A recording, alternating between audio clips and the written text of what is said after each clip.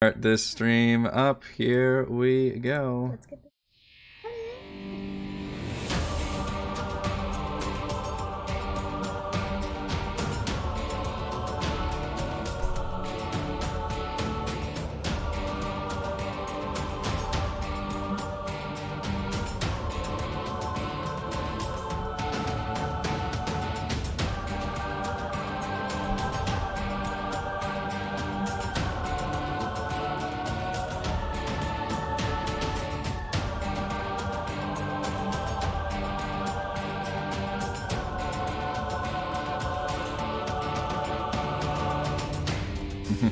We're gonna get called out for starting so early. What are you guys doing? People haven't sat down with their popcorn yet. They're still in line at the concession. They need their iced tea. There's supposed to be 20 minutes of trailers. Exactly. Hello everyone, Eric Watson here, freelance writer, player of games, writer of words, recorder of videos, and tabletop role-playing aficionado. Welcome to our weekly live stream Dungeons and Dragons 5th edition online role-playing adventures.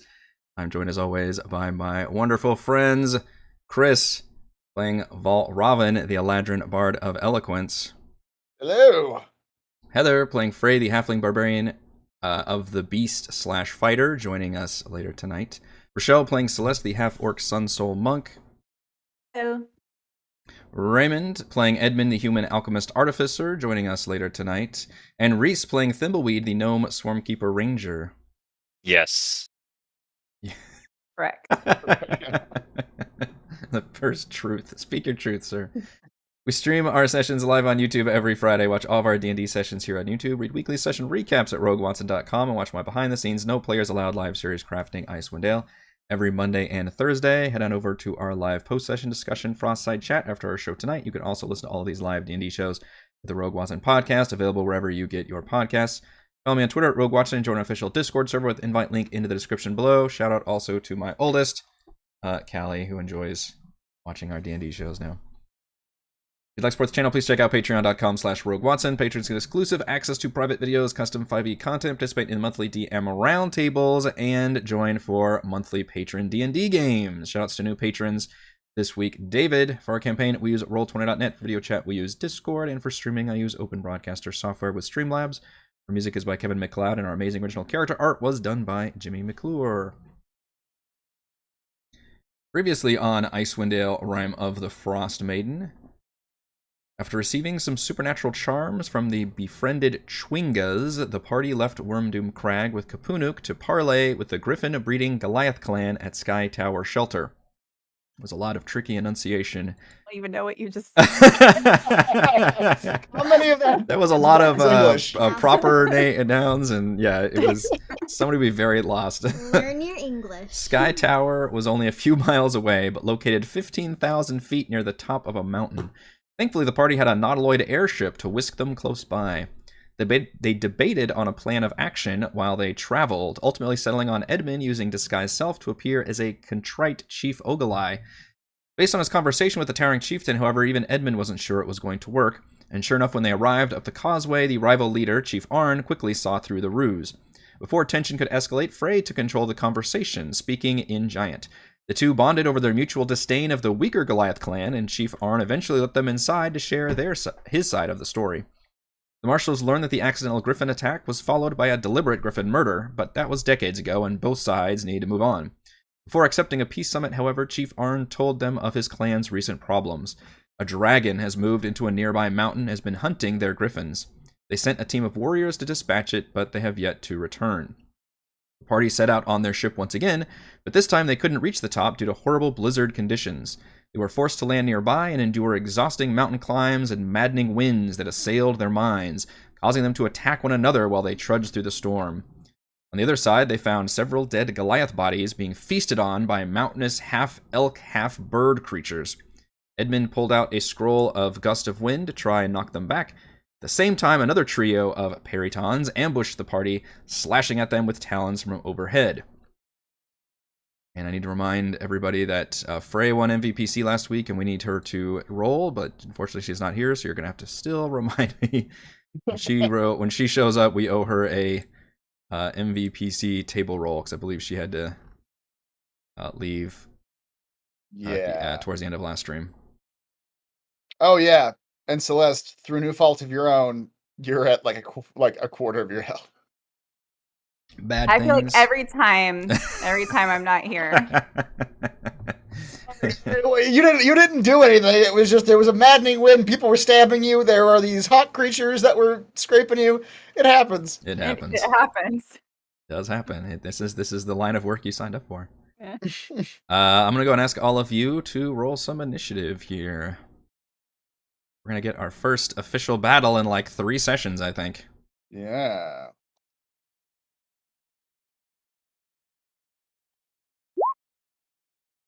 Yeah, y'all get to fighting. Y'all get to fighting. That was the most Texan I've ever heard Kelly sound.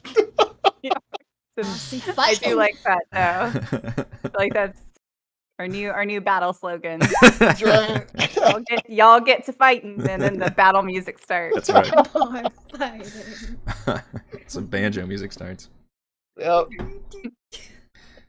Yeah, so this gust of wind I have tried to put on the map, although I realize it's kind of clashing a little bit with the snow situation, but this is what this is, because there's a concentration spell as far as I'm aware, so it's still ongoing.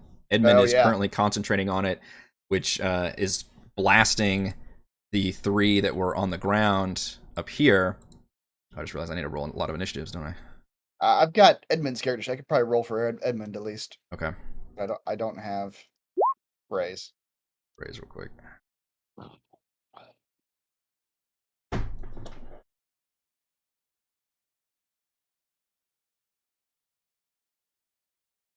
Build pretty well.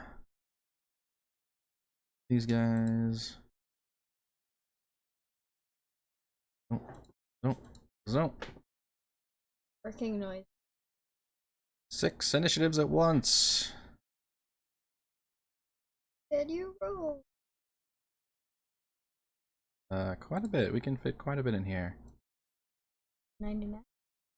And I warned Frey, because she also wasn't too aware of the situation that happened at the end, that this session would start with a battle, so she did say that she would rage if there were a large number of enemies, and then she would try to attack the nearest one, which I warned her there were flying enemies, and then she reminded me that she has boots that have some... I also have boots. Yeah, I can keep giving you guys little winged boots.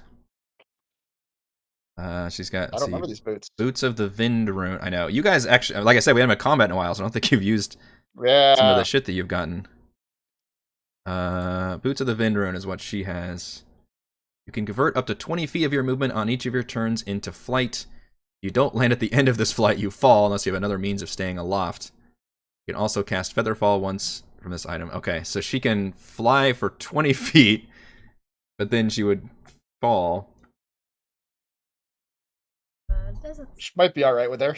It might be alright with her. I don't want to presume that she would do anything fancy, but she could get... all of these peritons, the ones that are around you all, are 20 feet in the air currently. So that would get her up into melee range. If she want to do a hilarious, like, almost use it as like a big jump, like choom choom, and then just land again. And I don't know if she would do this or not, but what she could do is hop up. She's got 2 attacks, right? Yes. Yeah, she could hop up in the air, attack once, and then try to grapple it. I was just thinking that. I didn't want to presume too much, but I was thinking you could try to grapple somebody. I would certainly bring it down to our level. Okay. So let's have Frey rage. And then we'll just go tail, because that seems to be a safe bet. Was all 4 of her rages. Now she's got 3. And then, yeah, she can go... Her movement is 40 feet. So I'm thinking maybe go for number 4 here, the closest, because she could go... trajectory-wise, it gets a little tricky in D&D, but I'll just say she can spend her movement to get up there. Yeah. With the boots. So she clicks her heels together, gets the boots, and goes up there, and then we want to try to have her grapple the Periton. I don't think it matters what order she does it in, so yeah, she could grapple. Unless you want to make sure she gets it, then she gets 2 chances to grapple, technically. That's true, yeah. Which, if that was the case, then I would definitely allow her to stay aloft while grappling the Periton, because she's hanging on to it, basically. Are grapples a strength check? I believe so, which she would have advantage on, because I think that's the whole thing about barbarians is you rage and then you go pro wrestler on them. That's right. Barbarian. Yeah. What else They're do- basically, it's pro wrestler like fantasy is what it is. They're A lot of like cases. sumo wrestlers. See if I can find grapple rules. There are a lot of rules in D&D actually. What rules are made to be broken? Let's see. Athletics check, contested by athletics or acrobatics check. Okay. She's got advantage, strength. Advantage helps her a lot there. Turn on the battle music too. Heard battle music in a while. And then this thing is actually surprisingly strong. Oh, but it's not going to be strong enough there. All right, so she officially is leapt up, does an awesome like super Hulk jump almost, and then just grabs onto like a talon leg of this creature. And then I don't believe grappling gives you advantage. I think it only... It just... In fact, does it... You know, this is a confusing rule because I think grappling reduces the speed of the opponent to 0, but that is not what's happening here at all. No, I feel like that's... Yeah. So like I think I'm going to have to do some little versus adjudication physics. of the rule here. Yeah. I think it reduces their speed to 0 in terms of moving away from Frey. I would... It's like yeah, that's they what I would can't- say. Yeah. I would probably say it would slow its movement down. Yeah. And I would want to shake her off, but yeah. So she can use her second attack to just attack at normal, I believe. Unless, of course, you think she would recklessly attack. What do we... Of course she would recklessly attack. Of course. Of course. What year is this? Alright, so let's do a reckless attack. I am going to argue, however, that she can only attack one-handed because she's literally grappling. Maybe she used her teeth. She could have gone bite, I suppose. Yep. Alright, that does 13 slashing damage. I think that is all that she can do. Plus 11. Mm-hmm. I mean, you guys all have disgusting stats. Yeah. Disgusting. But I see it out like that. Sure, yeah. But when you see it in action... Wow, and then that creature is next. Well, the first thing it's going to do is try to shake her off. Which... I'm probably going to use the rule for if a... if she was on top of the creature, because that's the nearest thing that's happening here. House. Creature can attempt an athletics check versus the climber's skill check to shake them off. Oh, yeah. She also does rage damage. Whatever that is. Oh, you're right. I forgot to do rage damage. Yeah, because I think they has to plug in separately. So yeah, that's an extra 2 damage, I think. I think it's extra 2. Let me make sure about that. I think so. At some point, doesn't that go up? I can't remember these individual character sheets. Alright, it still says 2 on our global modifier, so I'm assuming.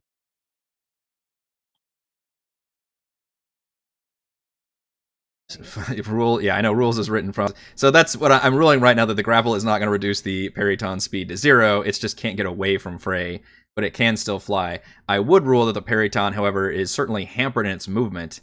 The way and if Frey maybe was a larger person, it would maybe cause the Periton to even crash land or something. But as it is, it's just kind of that awkward, like, it's a bird that's carrying a creature that's much, about the same size as it.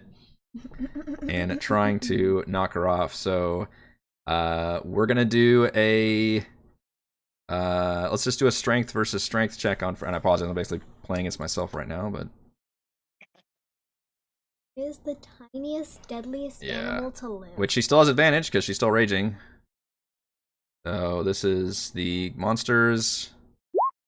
Oh my gosh, one. Real fucking bad. Alright, so it's not able to get away. So instead, it's just going to use its second move to gore at her with its beak angrily, because it kind of do the same thing where it'll try and shake it off and then just snap. Which again, I think is just a normal attack.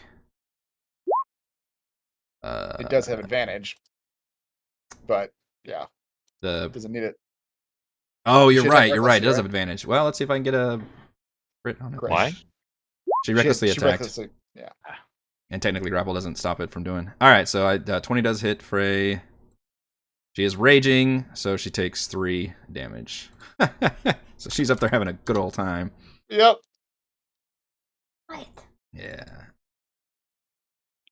Make a thing that says she's 20 feet in the air.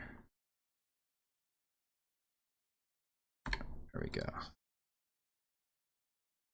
This thing. Indeed. This one. Let's see who we've got here. Between Thimbleweed and Edmund. Is gonna swoop in at Edmund, assuming it can go over the gust of wind.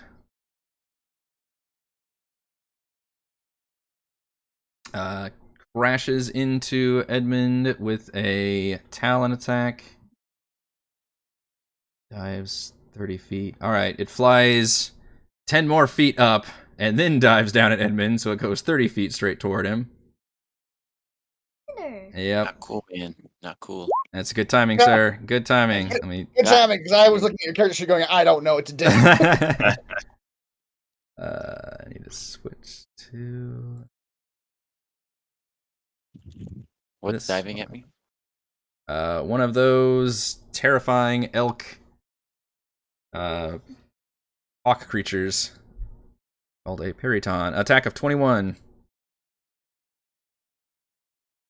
Miss. JK. Fuck you, it's not a miss. Oh, this is where we are. Yeah, that hits. You take 8 piercing plus an additional 6 piercing damage as it does its dive bomb maneuver straight at you from up in the air. So 14 damage. And then it does a flyby. It just swoops down, rakes you with its claws. It stops and tries to peck you with its beak for attack of 20. So another 10 piercing damage. And then it is like a turn it on. And then it continues to fly. So let's see, it went 10 feet. It flew 30 feet. So it's gone 40 feet. So now it flies another 20 feet out of range. Take an attack of opportunity. It does not. They have a flyby ability. Do not provoke attack of opportunity, but flies out of an enemy's reach.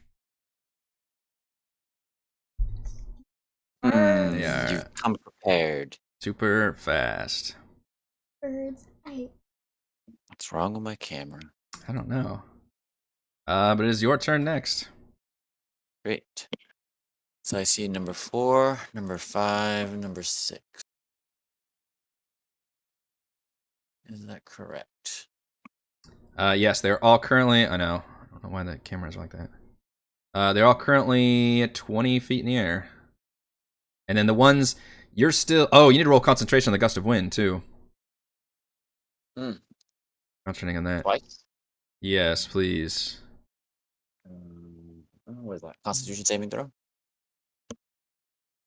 Yes. I don't have one with missing Heather and 2 webcams turned off. That's a unique one for me. Unique situation. That is a unique situation. I believe you kept the concentration going though.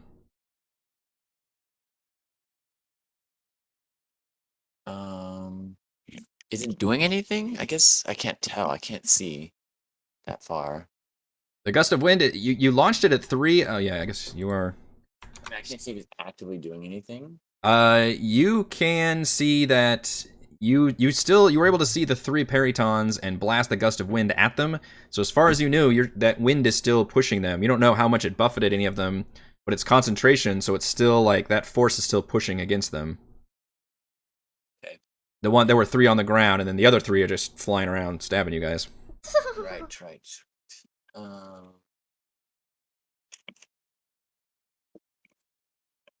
Anybody have an idea how to bring down a Terrion? Anybody? Bring them to the ground. Well, Frey had the best idea, but she's currently in the air because it didn't actually bring it down. She hopped up on its back, but it's still flying around with her on it. How high can your tiger jump? That's a good question. We're about to know. learn something new this session. How much does a tiger weigh? That's right. So why is my battle music not playing? I was supposed to be playing. I was this trying whole to see. It was for a second. Do anything? Did your auto thing turn off time. again? It did, yeah.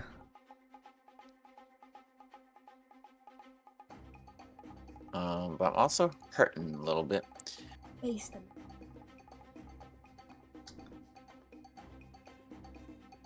I did not come prepared. I just sat down. Well, yeah, just sit down. Here we go. Fix the whip.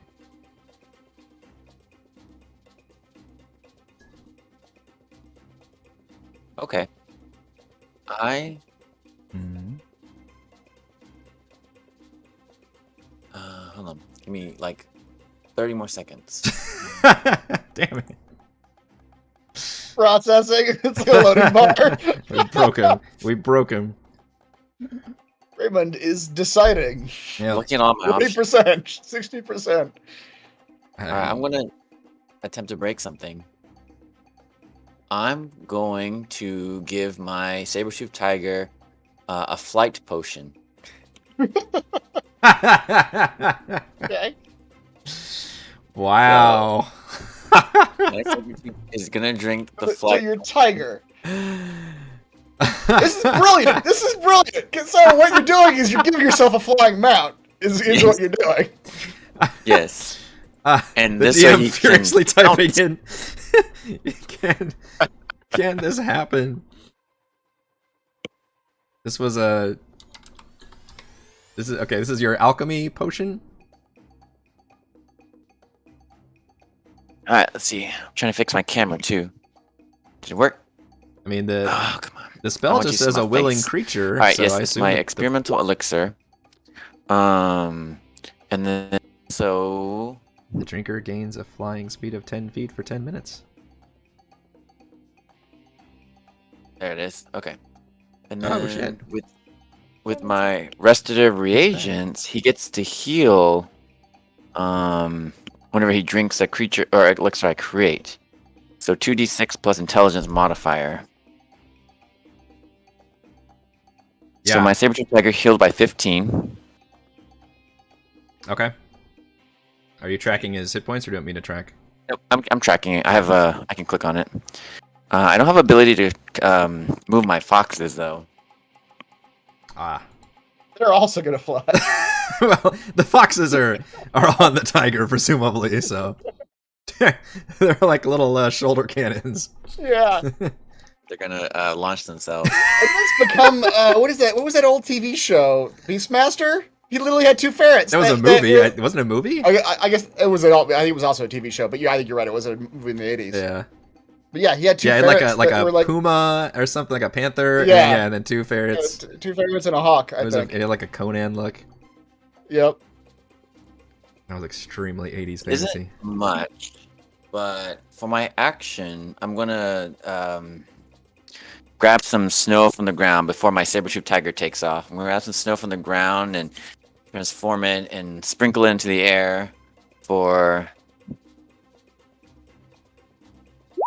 mass healing word. Ah. Ooh, max healing, Ooh. great. 6 creatures within range of me get 8 hit points. So Oh wow. I choose all of us. 1, 2, Choose 3, all of 4, us. 5. Hooray! How did that get Plus screwed up? my saber-tooth tiger. So all of us get 8 hit That's points. 6. Yeah. Nice. Everybody gets 8. I'll take it. 5, 6, 7, 8, up to 27. Almost back up to half my hit points. Right. Yes. And then my saber-tooth tiger is almost up to max. Okay. All right. So that was my action. And as a bonus action, I'm going to command my saber-tooth tiger to pounce towards number 5, flying 20 feet into the air. Now, God damn it! Does Told just you say I- move at least 20 feet, does it? Yes, it does. Logically, there's no way a saber-tooth tiger should still be able to pounce if it's flying. But don't know, if mechanically, it- I think it's pretty sound. If it leaps And as the first bit's the leap, like that's all like normal movement, and then when it's midair, it's just a flying super speed long. kicks in, and it just fucking yeah. And it supermans into the paraton. I mean, it's badass. I'm gonna let it happen. It's absolutely badass. So I'm gonna hit it with a claw attack. It's fucking flying tiger. Battle stations. Which one are we hitting? Number 5. 14 does hit the periton. Yes. You must succeed on a DC 14 strength saving throw. This is what he this takes 14 creature looks damage. like. Wow, 14 damage. Nice. Tiger's pissed off. And then a strength saving throw. My strength saves have not been good so far. Lordy. Yes. All of them under 10, I think.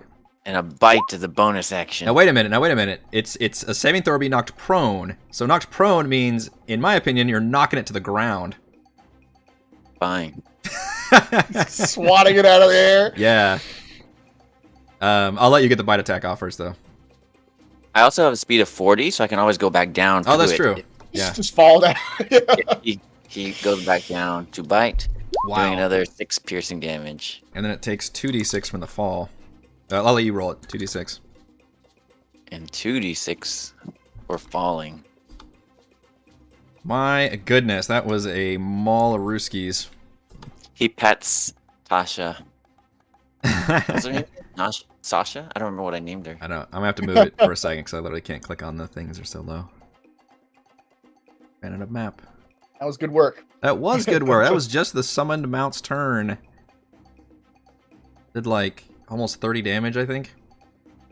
And leapt up and scraped it and then knocked it to the ground and then bit it.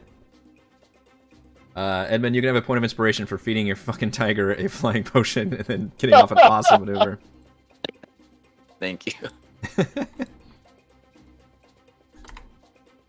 And presumably now it's still your turn? I don't know how many actions that it takes to control your tiger. It's my bonus action to control the tiger. Nice.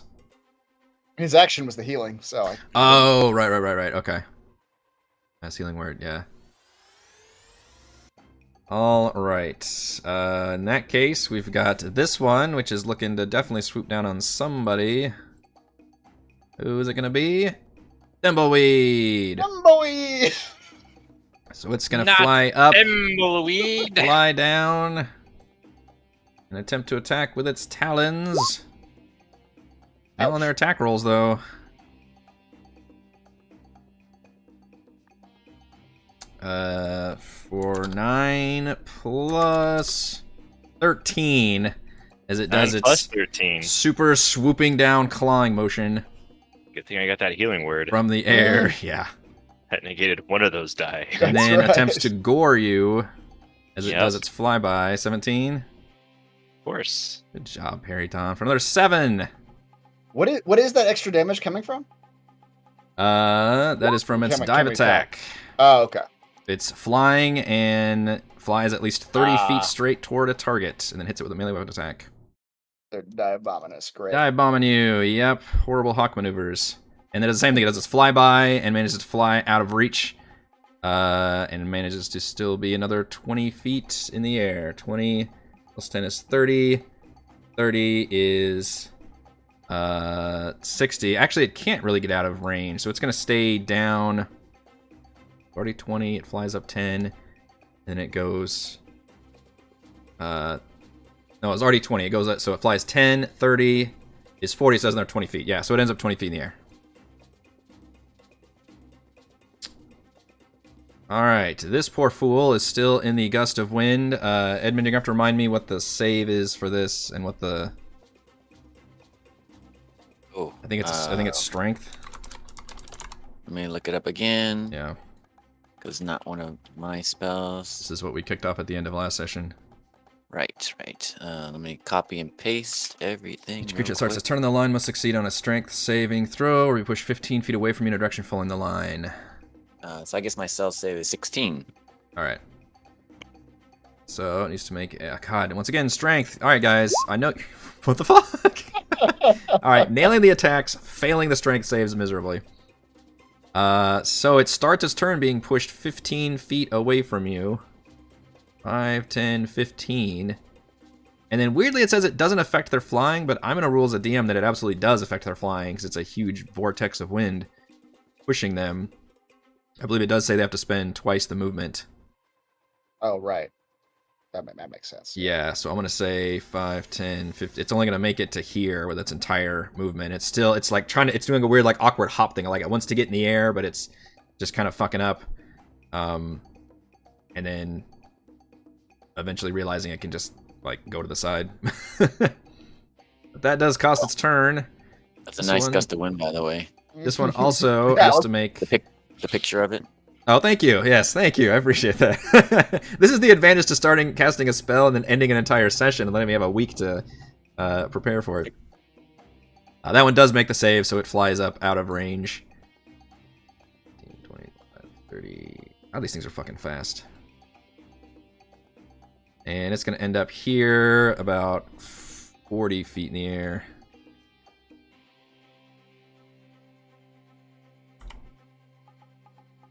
We go to Thimbleweed. Thimbleweed is almost dead. Time for his Thimbleweed greatest sees moment.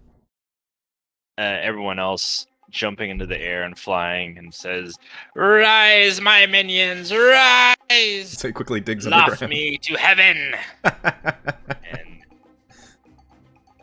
A nearly dead Thimbleweed charges.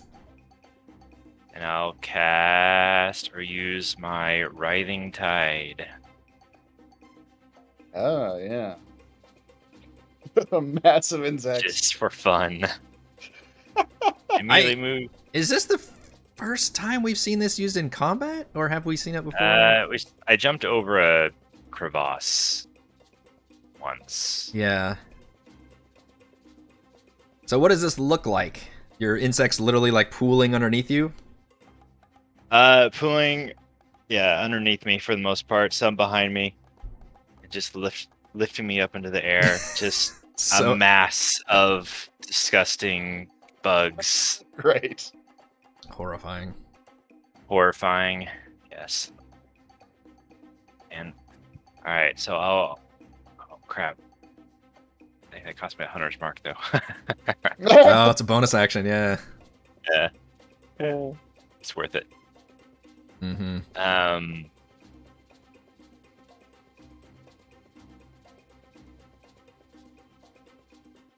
I will shoot number 6 with the Chardolin arrow.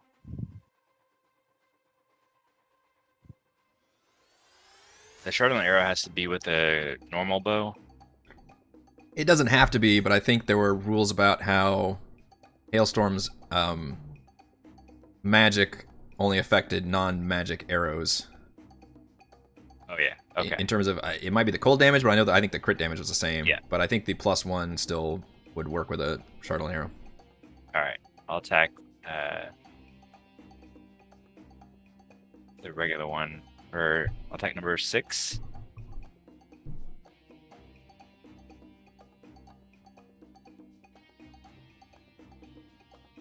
Yes, you will. 23 certainly hits. So for that much plus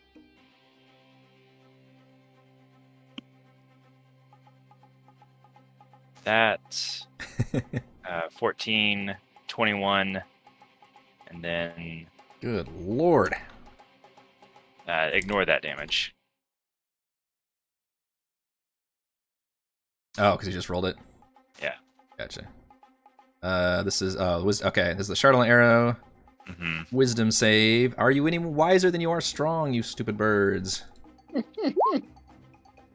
little bit more. What's the DC? 14. Oh, man. Not wise enough. Not wise enough. It is, Not wiser than it a is Thimbleweed. blinded, which is a pretty good thing to do. So move him up for a second. Sorry, which one is this that you're attacking? It's blinded now. 6. 6. Yeah. Got the little sleepy eyes. Sleepy eyes. Blinded while in midair attempting to dive bomb you is not a good thing for it to have. And for my second attack, can I attack someone else with the same one? Sure. Oh, how it comes up. Okay.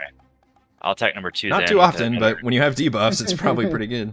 Yeah, with another shardline arrow. 16 does hit. Okay. Ignore the swarm. Which one was this? Plus number 2 2. Okay. for 20 damage. Damage and a wisdom save. That one is a little bit wiser. All right. Wise enough not to be blinded by an arrow. That is well wise. Yeah. Both of those peritons are looking pretty messed up, though. Actually, all 4 of the ones down here. Bless you all for spreading this damage around. I appreciate it, but... I have no potions, so that's the end of my turn. He's just a perfect succulent target hovering in the air, surrounded by bugs that also look delicious. I wouldn't know if I ever used a potion of invulnerability.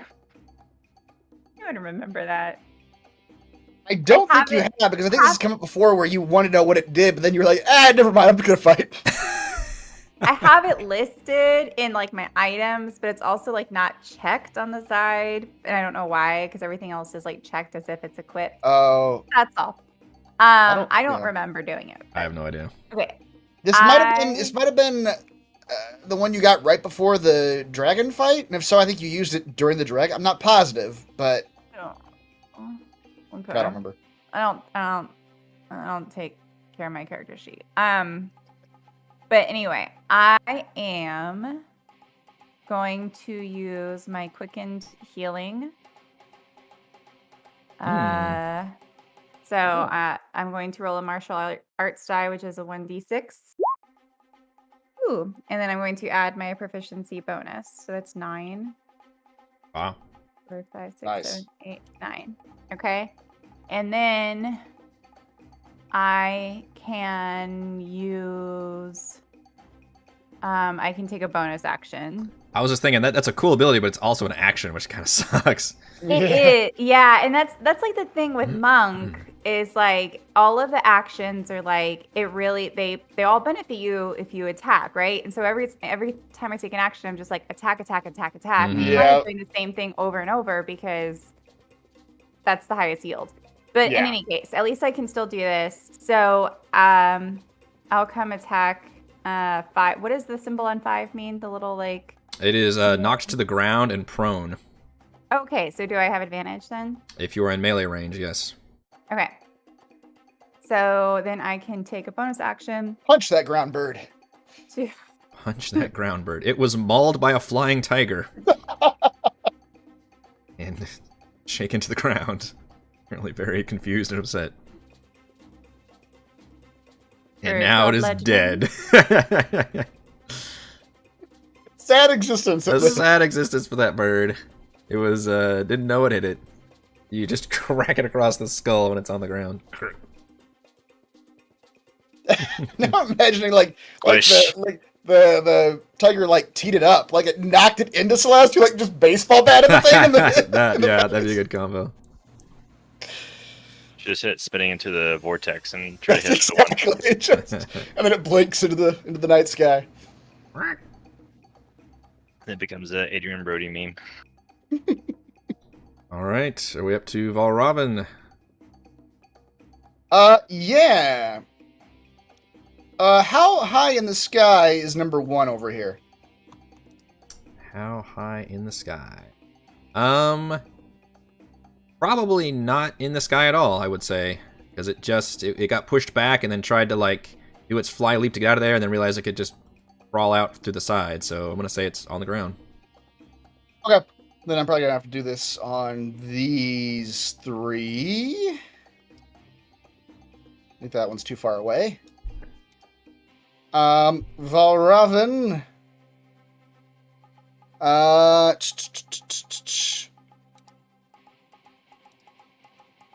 First, I guess I forgot my post-it note. Frey, Celeste, and Edmund, you guys still have inspiration from last session. Oh wow. Because I gave it to everybody like during the snow. The Oh, blizzard that's right. thing. You guys technically short rested like the way over here or something to regain. Yeah.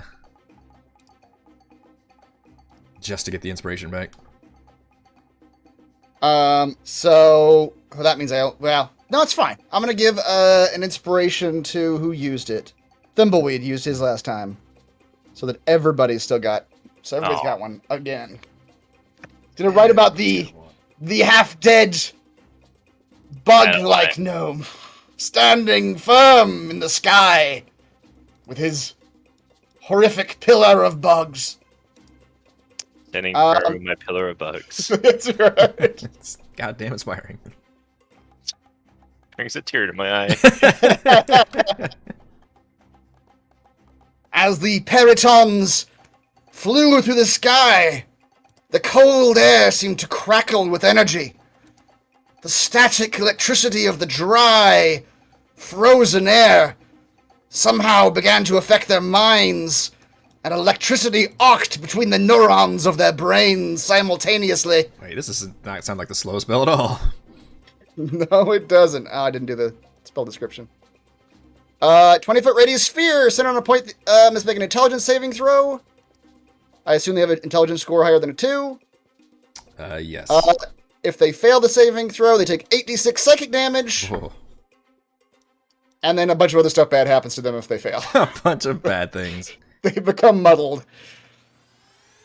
All right. So this you're getting these guys. This is a wow. Yeah, that's a perfect 20-foot radius sphere. This one is technically 40 feet in the air, and this one is technically 20 feet in the air. But it doesn't say anything about the.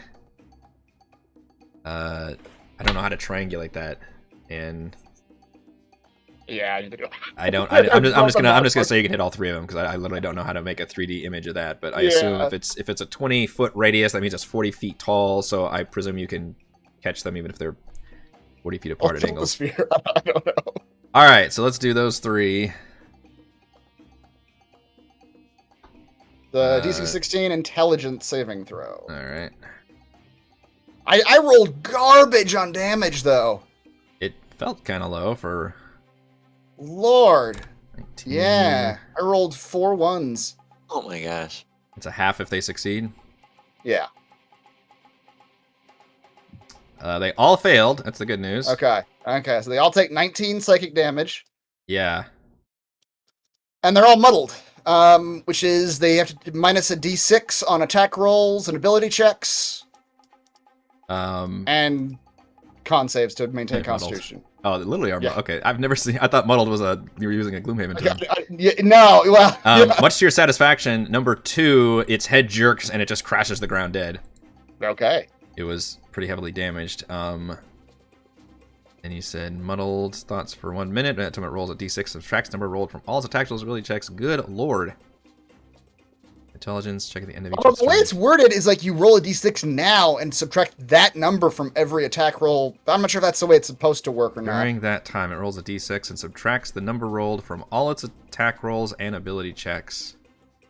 Yeah, you're right. That is kind of. It's just worded weird. I feel like most spells do it each time. I think I do it like the Bane spell or something, or Bless. Yeah. All right, you might have to help me remember that one. Let me move this one so I can reach its things. What do I use for muddle? This is a very unique condition. little symbol. Z's. This guy's getting a lot of symbols, a lot of things going on. Got open skull. Yeah, that works. Okay. All right, that's me. Yeah, and the other two both look really fucked up. Like they got like blood dripping from their ears. All right, so it is one of their turns. So I just wait until it does its things. Oh yeah, it's got to do the strength save. God, this one is mega. Yep, it's gonna do that one. Fail, so it goes sailing 15 feet backwards. 5, 10, 15. And then it tries to make it out, so it costs it a bunch of movement. Does fly out of the gust, but only makes it to, we'll say here, and we'll say here, and flies up a little bit in the air. It's actually not able to get anywhere or attack anybody, so that is... we'll say it's 10 feet in the air. And we start back up with Frey. I was hoping Heather would be back by now, but not quite yet. But the baby's no longer screaming, so that's good news. So she's still grappling, hanging on to a flying one, so I think she would just probably hack it away with little recourse for her own safety. Any objections? Hi. Reckless attacks it is. Still one-handed because it's... We know Frey well enough to know what she would do. Yeah, she's just grabbing onto it. That plus the rage damage absolutely kills this thing. So, murderizes that one. I'll let her take an acrobatics check to try and avoid, because she can kind of maybe use its body to cushion her drop to the ground. We'll use actually use a dex save for that. This is her roll. 10, she can take 1d6, which she can already take half of that because she's raging. 3, and technically hasn't used any of her movement yet. So... Fell out of the sky. Yeah, she can do that again. 5, 10, 15, 20. She's just going to leap up and attack this one with her second attack.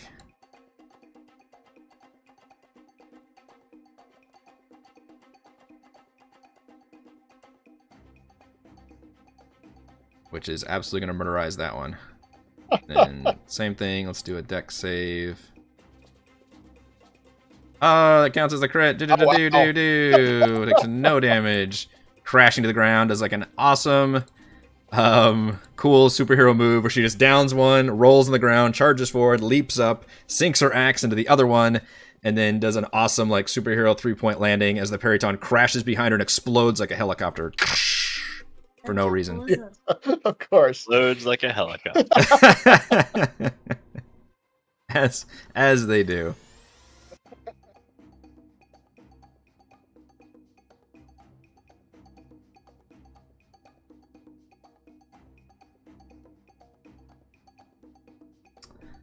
All right. After Frey's turn, and she is no longer flying. Oh yeah, let me add to the CRIT. Give me 1 second. I hope we make it tonight, by the way, because I've got a giveaway, which is the adventure that I'm literally using right now. Oh, really? Yeah. And I'd like to do that as a giveaway. So we need to get some more crits, folks. That's on you all. And I'm giving you another opportunity because as you look ahead and you see this gust of wind still blasting, you see 2 of the Goliath corpses twitch and begin to kind of jerk, and a chill rises in the air, and you see blinding light pouring out of their frozen faces as they suddenly begin to stand up and lurch to unlife, just pure light beams coming out of their face. Yeah, News, they're alive! Are they, though? And, oh boy, that's some bright light. that is literally bright light, yeah. They begin to blast and or attack these Peritons. One of them, you see this laser blast of cold air fire out of it and just explode this creature, which crashes to the ground. And they're terrifying. And then the other one, I'm gonna Zombies! basically You got face beams. secretly roll for that one. Face beams. When you talk. Well, they can tell I'm typing. All right, so that one, you can't hardly see because these. Oh, you know what? I could do the wind though too. Sorry, they're still in the wind. Ah! Him alive in the wind. Him alive in the wind. Strength saves. Boom, boom. What's- 16. Your save is 16? Okay. So they go sliding backwards. However, that doesn't impede their laser blast. Yeah, they can easily move out of the way. This one also goes sliding back, and then they come trudging out of it. Although... Okay. And you notice they seem more accustomed to blizzard conditions than most creatures, but it does still physically move them. But the peritons are still get killed. And then they begin to turn and trudge toward you all. And just start taking these peritons off the initiative. And then we go to Edmund. Your tiger still has flight. Your gust of wind is still up. Right. Can I tell what killed the Terions? Was it the light? Or did it do some sort of attack? You saw. That's a good question. Because this is happening in a distance. It was very dark, and tell me, can you guys actually see the blue light coming off of the? Okay. So yeah, the first thing you notice, Edmund, especially to your human eyes, is suddenly these things are like a fucking beacon, and it's so bright it's almost blinding. Like you can't hardly. It's like almost looking at the sun. You can't hardly even see them. But you could see this like laser blast of energy come out of presumably their head and just forcefully slam into one of the flying peritons, and it fell down dead. That is what you could see. Guys, do we really need to advance this direction? This looks kind of scary. And none of this looks like a dragon, unfortunately. But our dragon foe lies this direction.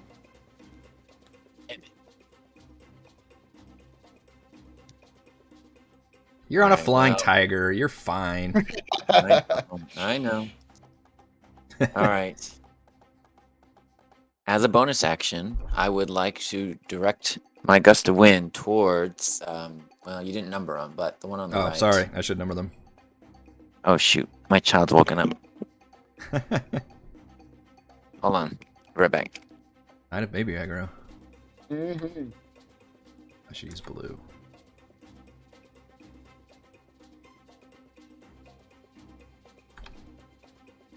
Oh, I just was gonna use blue. Like the raptor. These other guys, are they hostile towards us?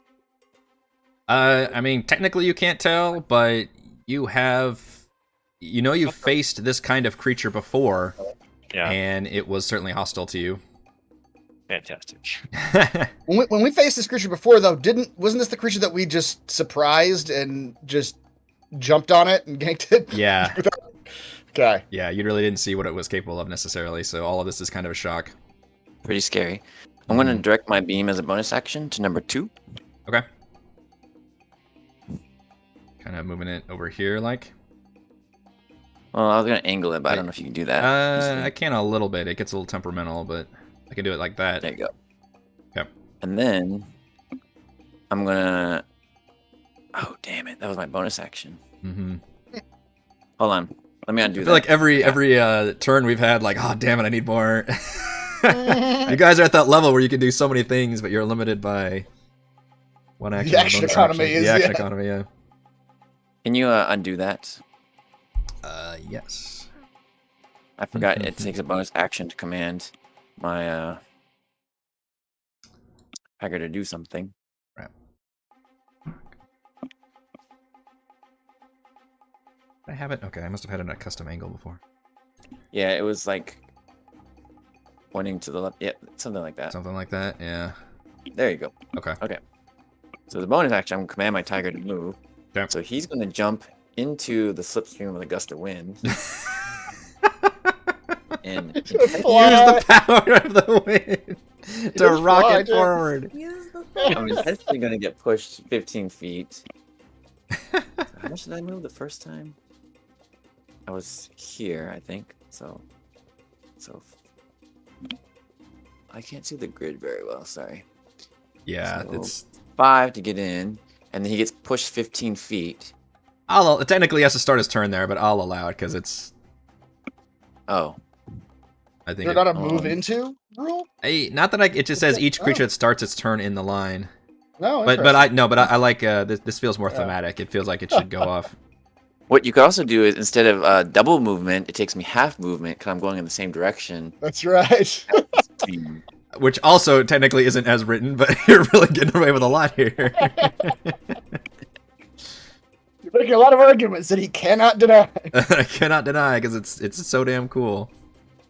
All right, so Welcome to the battle, dear.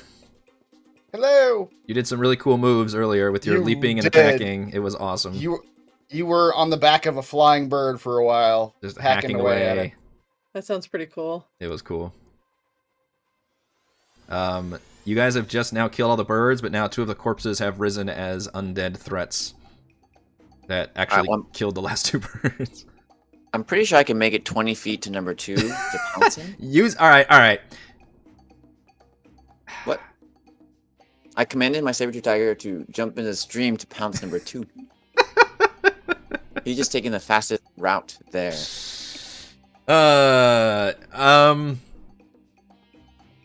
Okay. Continue. Let me get a ruler here. Let's see. Where's my rulers? Alright, I was here. I mean, technically I can make it 40 feet because that's his Sure, flight speed, yeah. so- I like it. No, I like the. I like using the gust of wind as suddenly as an offensive buff. But And so I like to pounce on number 2. okay. Damn this tiger.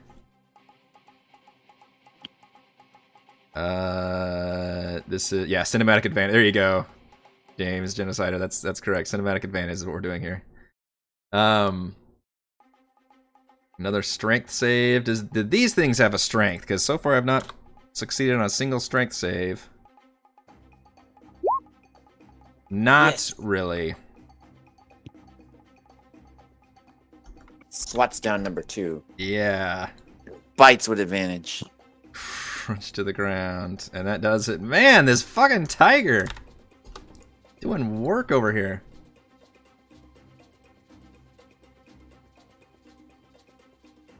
Yeah, it is knocked prone.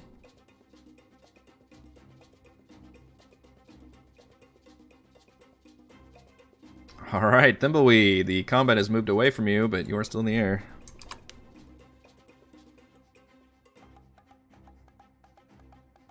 Here. If I shoot through that gust of wind, is that gonna mess up my arrow?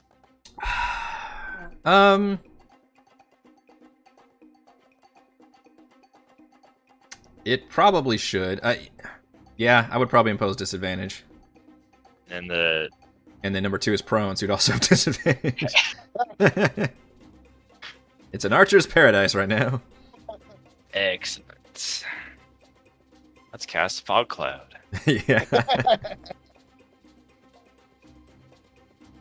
The fog cloud will get dispersed by the gust of wind. I know. I know. You should also ride the slipstream.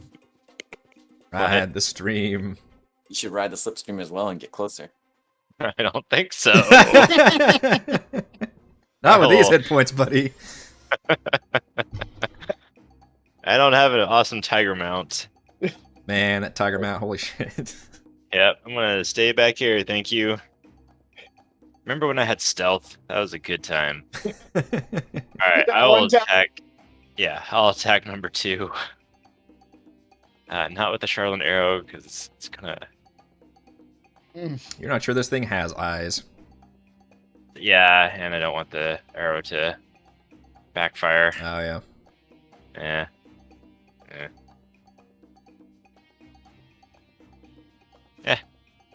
That will hit. I was going to say, disadvantage with a plus 11, like, Oh, Yeah. bad. yeah. I'll also cast Hunter's Mark as bonus action. Okay. Deal an extra 1d6. So.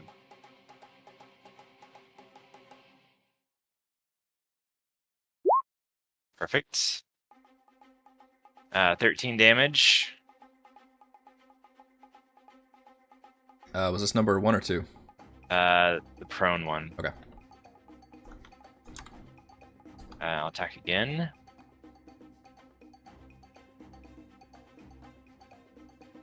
Mm-hmm.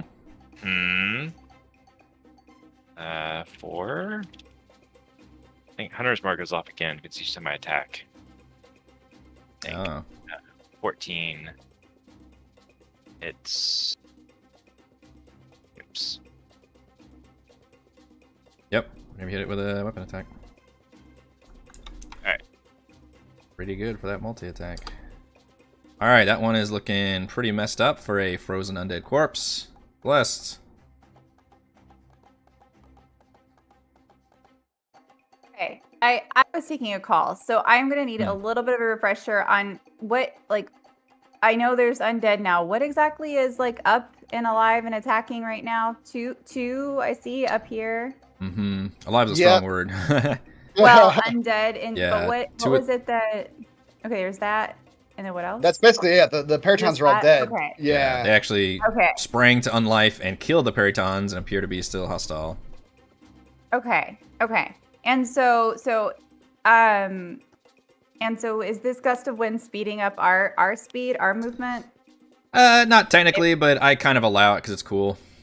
Yeah, I don't have any I don't think I'm very aerodynamic though. Yeah. As like a Pitch the wind, try to, yeah. But okay. I can attack things. Don't you have a speed of like 80 or something crazy though? It's like 55. It's not even that Wait, that's plenty. I know. But it's not plenty to get there and run away. Ah, I see. Well, no. Celeste, I'll say this. If you get up there and get in their faces, I can make it so they won't attack you. Oh, I like that. Well, I was measuring it out, and I think I get up there. Oh, there's the other one. That was my confusion when you guys were talking about one. I couldn't see that one. Well, I'm gonna move up here, which my measure's about 50. And those of you that are moving up here, you do see an entrance to a cave right here. Okay, and then You have advantage, but 17 does hit anyway because that one's prone. Try to roll for a crit. yeah, say I should roll again, right? Yeah. Okay. 11 Okay, damage. so that was my 11 bludgeoning. And I'll do my extra attack. Jeez. For 12. Oi. Still standing? Well, prone, so still- technically not still standing. prone. Still undead and prone. Still existing. Okay, and my unarmed strike for 9. Wow. Still up, but it's looking real fucking bad. Okay, that's it. Right, Valravn. All right, Varavan is actually, I believe, completely out of bonus actions. I have no Bardic Inspiration left. Yeah, okay. So what he will do is he will begin reciting some words about the great orc woman ran into battle, mop and fists flying. To the vision of these undead creature, the snow about her seemed to coalesce, obscuring what they could sense of her, and making her invisible. It's a touch of range, a range of touch, though. Oh, shit. I didn't fully read the spell. I didn't read past the 5th word. You put your faith in Chris. Oh, I'll take care of you. Don't worry about it. I got it. Wait, come back here. Where did you go? I need to touch you. Hold on, I can do this. I can still do this because, well, no, actually I can't. Because I can't cast 2 spells in a turn. I could have misty stepped Foiled up there. again. Yeah. Maybe we could shoot the spell at her with an arrow.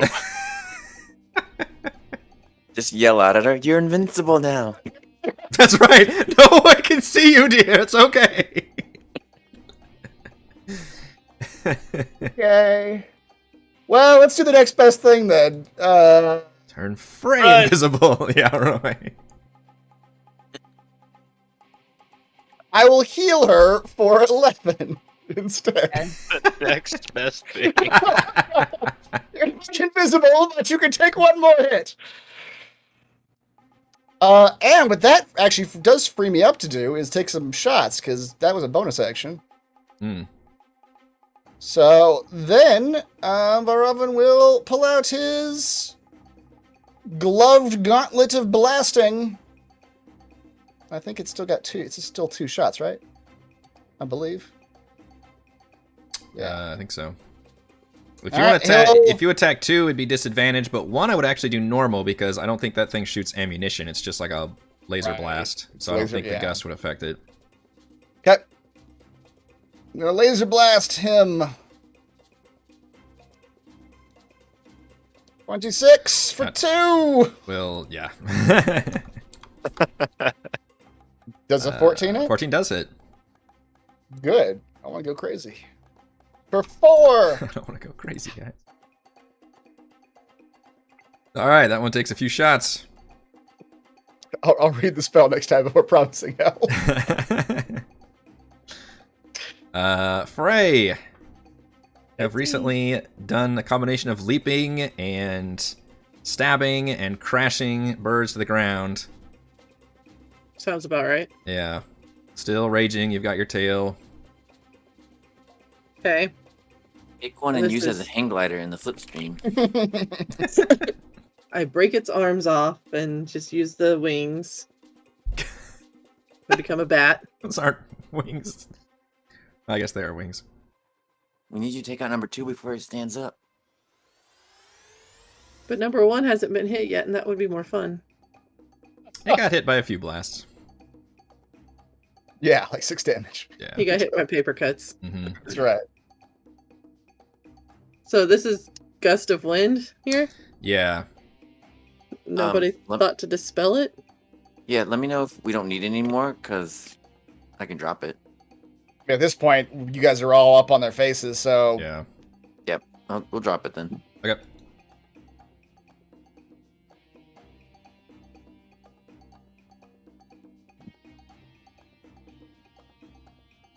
Where's this guy?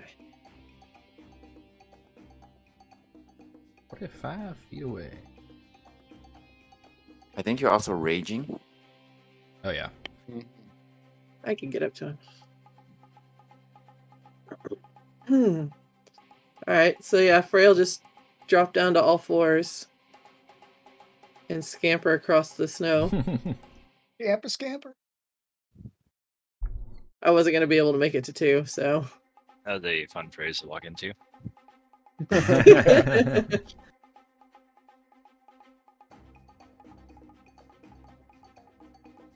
And then, yeah.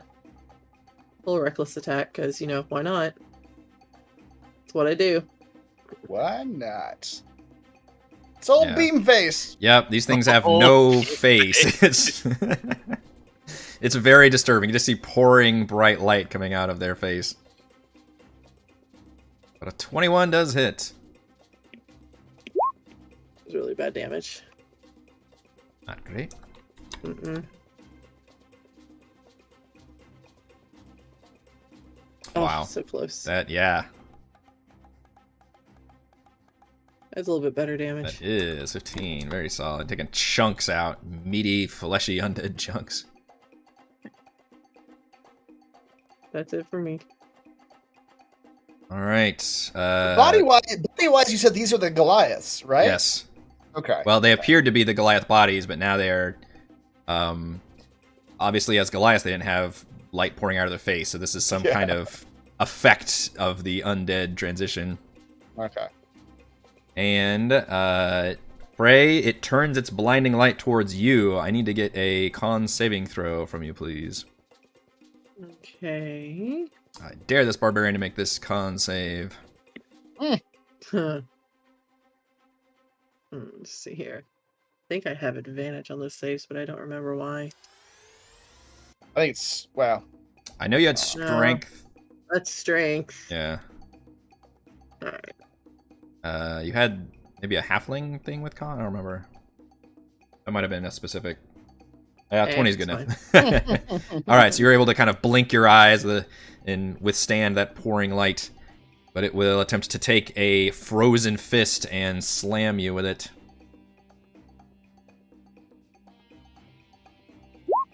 Frozen fist. Ooh.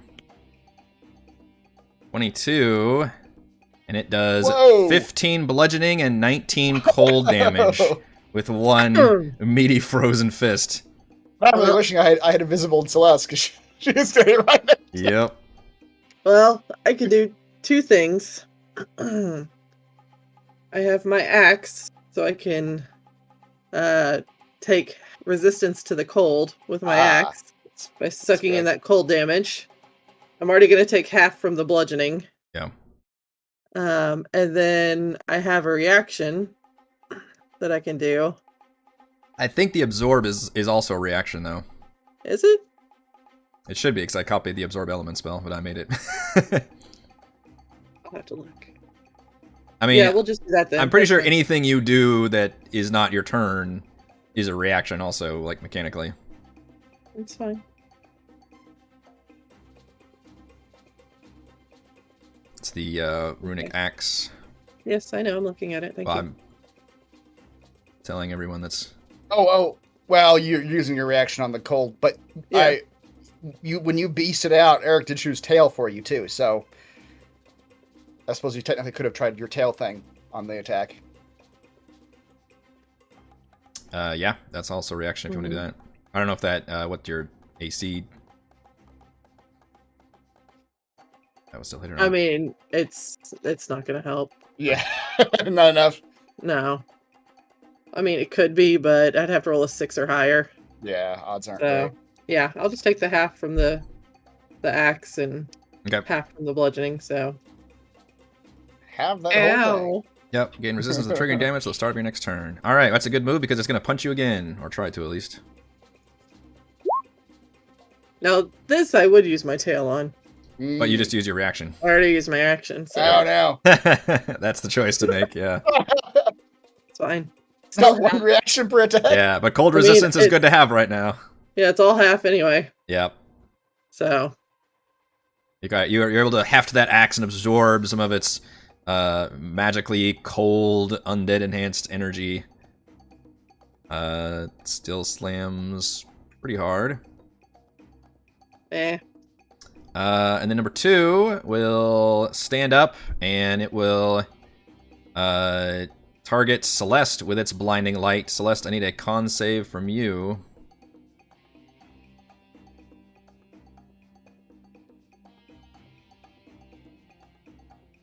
Alright, you are able to withstand against the blinding light, and it will attempt to slam you. Slam-a-jam.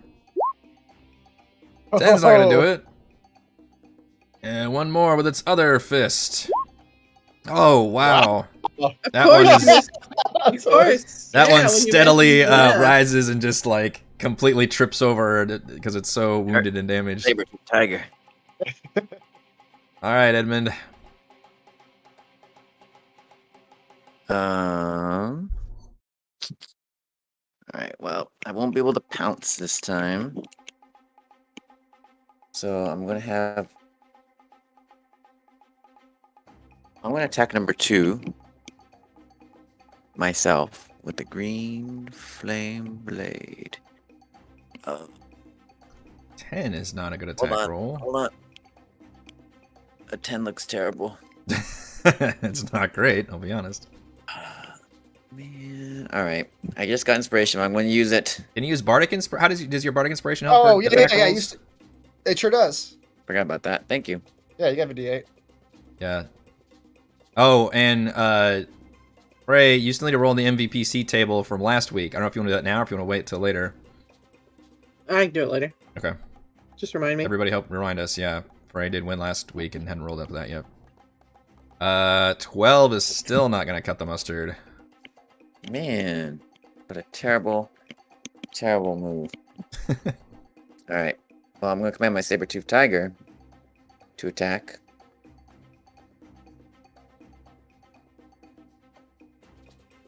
Tiger, however, is noshing. Man, does it? God, 2d6 plus 5 is fucking solid. It very satisfyingly claws, swipes a meaty paw at the corpse, and the corpse's light just suddenly blinks out and it crumples to the ground. Nice. We're I gonna think it's been back doing up. fucking work. Mm-hmm.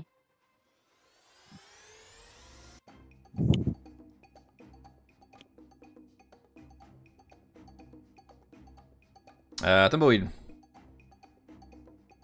Hover closer. It's He's just mobile- back there just hovering around. mobile command unit. I'll attack the remaining one. 4. Oh, there's a crit. Yeah. 31 crit. Boy, How many are we up to now? we are at 17 right now. Getting close, getting close. Oh boy. 1 second. 1 second. Crit. Not that great. Yeah. All right. Does Piercer let you re-roll some dice here? I'll re-roll the 2. Then my hunter's mark. Fantastic. So 10, 16, 17 damage on a crit. I mean, yeah. Now it does do the crit thing to the creature though. Wait, extra piercing damage from the feet. And what? So that would. I get to roll 1 additional piercing die. Okay. Oh, he's still rolling damage. Thanks. Another 2, Another 19 2 damage. All right, another 2 damage. It did fail its con save though, so you get to roll on the massive damage table. For the walker. The target is stunned, and the attacker gains 1d8 temporary hit points. Oh wow. I think that's the best thing you can roll on that table. That's the target, pretty right? good. That's- Yeah, you feel elated. I will, wow. Take those 8 hit Nice. points. We all just hear Thimbleweed laughing maniacally And behind stunned us. means you have advantage on it now. All right. Let's put Mr. Beamer out of his misery. Oh, that was 17 does 6 and a hit. 4. That was.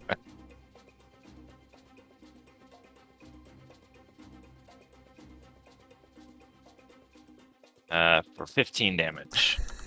On the non-crit damage, it was 15. Yes. Okay. That walker looks real bad and is obviously now stunned, which is very bad for it. But it is still upright. Go to Celeste.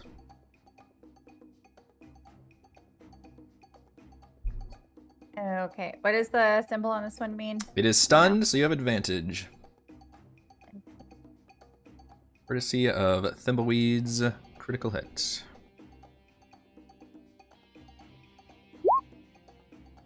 I rolled a 13. 13 does hit. Yeah. Plus 9. Yeah. It's pretty hard for you guys to miss these things, but Edmund was able to do it earlier, so. For 10, it's still upright, swaying in its stunned motion.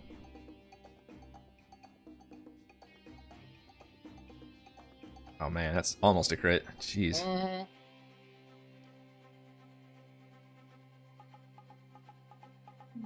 Seven, still up. Still up. It looks so bad.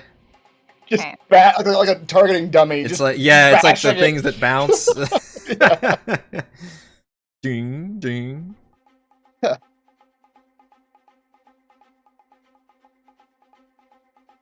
All right, finally with your Okay. 1-2 swipe of the mop, and then you just do a final like kick, and it just falls over, and the light blinks off. Dunk.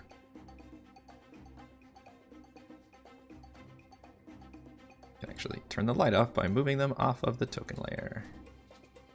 And the area is now quiet, and corpse and monstrous bird free. Ugh. All right, I'm gonna go stealth. Always.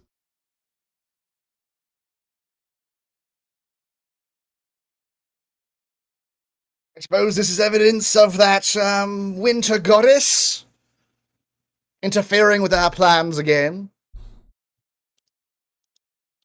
We'll have to deal with her at some point, I presume. Put it on the list. Yeah. For now, does that cave look empty?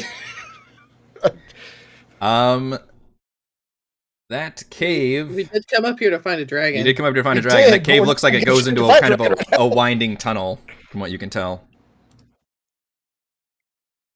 Okay. Do we think we might be able to just look around for an alcove or something where we could rest for a minute or an hour? You guys can absolutely short rest, I will say that. You can tuck yourselves right into this cave, surely where the corpses are literally crawling out from. Or, like you said, you can kind of tuck yourselves. Anywhere is fine. I just need a minute. I just need a Frey minute. or Thimbleweed. Just collapses in the snow right next to the bodies. This is a good place. Frey will prop the bodies up like a teepee, Yeah. and then we can just like wrap stuff around them. Shelter. Right. Plenty of That's right. humanoid bodies here, Frey. Sweet. Make a dead tea party. The it's what they would have wanted. The others thankfully do not rise as undead, and a cursory look does not give you any rhyme or reason to why some of them did on others, but if you want to make a medicine check to look over the bodies, obviously you can loot the bodies, because that's what you do. They're not gonna And use their yeah, stuff. I They're not believe gonna use it. no idea. We just need like one thing to take back to that chief dude, so that way he knows his people are dead. That's true. Yeah. But you do find some usable things on the body. They don't have any currency on them at all, but you do. Man, these bodies are just ruined from what you can tell. You do Yep, find they're dead. what look like very well-made kind of herbal medicines or remedies. Look like they were sent as helpful. The checks are getting worse. You guys are actually doing more harm to the bodies as you're trying to identify them. Just snapping off limbs. Yeah, just pieces To be of. fair, we like- are in the frozen tundra, so I'm sure like Yeah. some frostbite has set in. And look at this! At some point, somebody rips off a head. And be like, well, there's your problem. Look Look at every one of these sub 10 rolls. This is beautiful. We're tired. Wow. We got no clue. No, we're all pretty wasted. It's Celeste, Oh, okay, Celeste. quietly over there doing work. Celeste, as everybody else just absolutely makes asses of themselves looking through these bodies, you manage to shoo them away from one of them and really concentrate, especially on one of the corpses, the undead one. And you think that the ones that rose up as undead might have died from exposure, versus the others that seem to have died from earlier sustained wounds that they had. And what really is curious is that a lot of these wounds appear to be burn marks and like blackened bits of skin. This our dragon? Can't imagine a red dragon up here in these parts, but one never knows. I thought it was a white dragon. That's what I thought as well, but fire marks aren't indicative of that species, I don't believe. I'm assuming Robin knows all about dragons. Apparently, yeah. You're, but yeah, that's what you were told. The Goliath said Yeah. they said it was a white dragon. The remedies I was mentioning, functionally, they are equal to a potion of greater healing and a potion of cold resistance. You guys can loot those from the Oh. bodies. Okay. Those will probably be coming in handy. They're not literally potions because the Goliaths don't do that, but the whatever medicine, herbs, tobacco, Excellent. whatever thing that Yeah. you found functionally works the same as these. Okay. They're potion adjacent. Yes. That's right.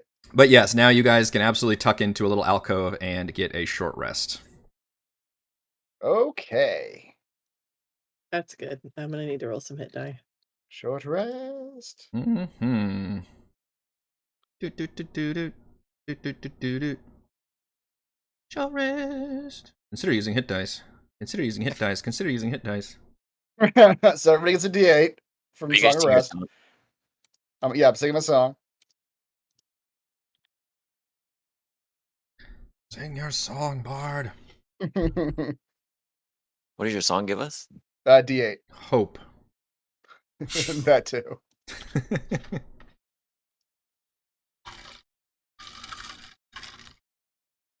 Oh. Mm.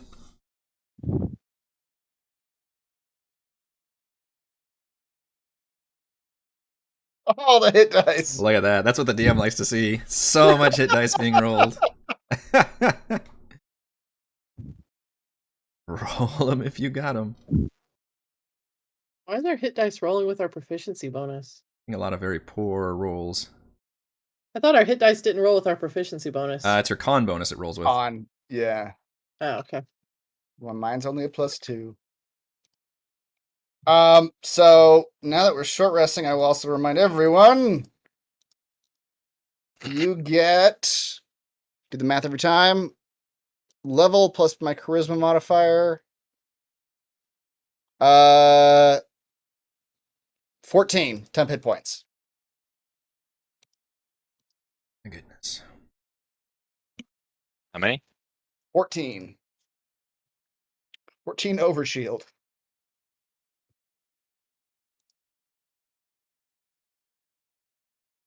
We'll do one more. Finally. You said we had 14 temporary hit points? Temporary hit points, yep.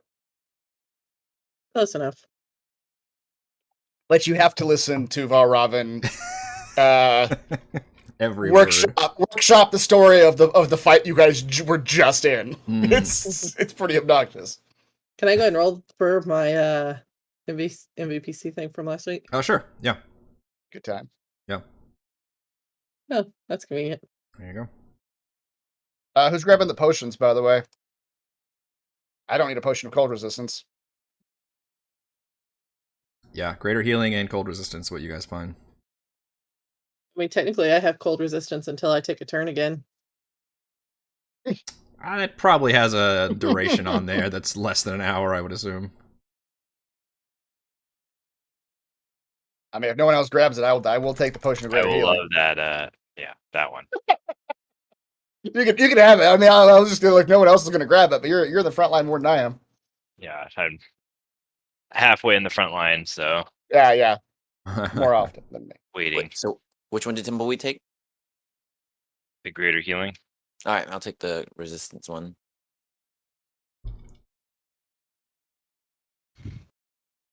Potion of cold resistance. Okay.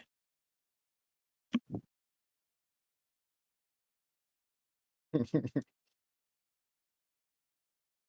you guys are ready, you can head inside this cave as you see clearly There's more. the Goliaths. You see tracks very obviously without any survival checks or anything. Tracks and bodies literally coming out of this cave, and you can see that the final ones didn't make it very far. Weren't we Air looking for a bonus to us, specific dude. Goliath, Air like that tracks. dude's son or something? Was that Frey? Wasn't the group that they sent up here like contained the leader's relative or child or Leader's something? son or something? I don't Yeah. remember. No, that was the son was a chief of the other clan, which you had found. That's who you got the axe from, or found Okay. the body when you got the axe. These were just a bunch of warriors that were sent off to hunt this dragon down. Okay. Well, if any of the bodies have like a similar marking on them, like a tattoo or something like that, that denotes that they're their warriors, Frey will cut that off to take back for the chief. Cut. Okay. Cut parts of their body off as proof. Well, Yeah. just like the little tattoo group right there. You probably do see some tribal tattoos that would mark them as part of that clan. All right, yeah.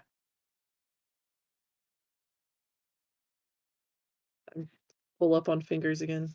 Yeah, these are new tokens. If you were using your tokens to track the temporary hit points, you might have to redo that. Okay. But you all enter this tunnel of the cavern, which the howling winds outside subside as you enter, and a pleasant warmth wafts from further inside, beckoning you down the twisting tunnel. You still see a few more corpses. Any corpse we come up to, Frey is taking her axe and just making the head not attached to the body anymore. Oh boy, Making the head not attached. Yeah, Very clinical. that's the best way to keep it from rising. Very It's sa- not- I yeah, see. This solid. is I thought this was just her thing again, but this is. Nope. I don't like heads on bodies anymore. She saw zombies, heads Yeah. attached. Yeah, No Very heads, no awkward, zombie. Nicholas. Mm-hmm. exactly. It's very yeah. I think Edmund's the only one without real dark vision at this point, so I don't know if you want to do a lighting situation, sir, because you're getting a little bit of light from the entrance, but inside the tunnel appears to be fairly dark. Where's my saber-tooth tiger? Oh shit, I forgot about your animals. You're right. And my foxes. All right, give me a second. He can't cross a cave threshold. That's right. Not going Said anywhere no without my pets allowed. tiger and my foxes. Unless a Goliath invites him in. Do they have... The rule for a tiger. I think we discussed this before, but they don't have a duration of like Dawn. Next dawn. next dawn. Okay. All right. Now you've got your tiger and your foxes. You're filling up the hallway. Yep. I'm going to command my foxes to scout ahead. Okay. Warn us of any... I think you can. Dangers? Can you control them? Yep. Okay. Unfortunately, I And don't think they have I will dark light a torch. vision. Okay. Hold on. Instead of lighting a torch, let me do something. Foxes do have dark vision at 60 feet. Oh snap. Okay. Now you don't have any ability to see what they see. Right. It's Okay. more like if something happens, they just run back. Okay. That's why there's two Right, they of do them in have case dark one vision. dies. Look, you both just have to run faster than the other one, and then hopefully somebody will make it out. Whichever one gets out there faster is getting promoted. The other one is going to get eaten. Can you communicate with them? Do they have? Is there anything? Or is it just a warning system? Like basically, if they run forward and get eaten, then you'll know. Yeah. Yeah. Yeah, I mean, maybe I'll have them stagger. So, like, the one in the back has a chance to run back towards us. Okay. I'm just trying to figure out how to relay information. I mean, foxes make like a yipping sound whenever Yeah. Yeah. they they use make- as a form Yeah. of communication. So they don't bark, but they make a yipping sound. I mean, they're like real animals too. So if Okay. there's actually something fearful, they will act fearful. So maybe our animal whisperer can communicate with them. Oh, that's a good point. But basically, they're just running ahead and looking for, they're just scouting. Sure. Okay. So I'll let you montage. I mean, we can all walk slowly too. Sure, you yeah, can but montage if- yeah, the foxes can go on ahead. Yeah, you all walk slowly and listen for the foxes, and the foxes can run up, and you listen, and you don't hear any danger. From what you can tell, I don't know how much instructions you gave the foxes in terms of how far they should go or anything, but they probably instinctively wait when they reach a large cavernous area. You just hear the occasional thunk as Frey's axe comes down. Yeah, as long as we don't see panicked foxes running towards us, we should be able to proceed Yeah, forward. they're the canaries. Yeah. We'll move forward, just heads on a swivel, looking for looking for dangers. Mhm. I like how Robin's in the front though. Yeah, I don't know why. Charge, everyone! So what was the lighting situation you said? Oh, I was gonna use a scroll of dark vision Oh, okay. on Edmund, so that we don't have to light a Oh, torch. look at you. All right. Oh, that's nice of you. Yeah. And I think I can cast dark vision, so I don't think that's a problem. But let me confirm that. Is dark vision on the bard list? Okay. Not actually. Oh, shoot. You're going to make a... Okay.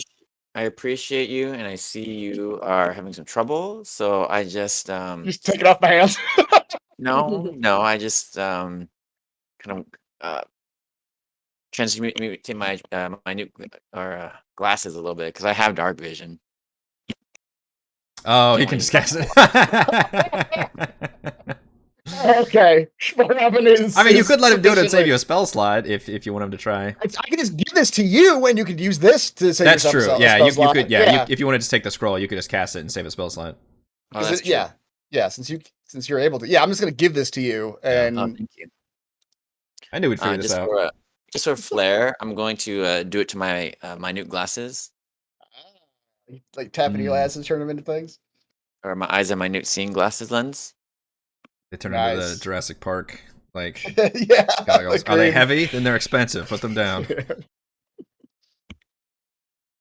It's no longer true, but it was true back then. That is kind of true. Well, thank you, Robin. I can see. No, is it heavy? It's indestructible. You can play with it. That's right. All right, I guess I'm do we? going first. Yeah, as we move forward, are we seeing any dragon sign? You do see that marks, fire. This cave does look like it is used regularly. You could tell, like, the Goliath probably followed some tracks in here. There's definite footprints that look very large, like large creatures. That has, come and go from this tunnel. Mm-hmm. And obviously see recent track marks from the Goliath mostly.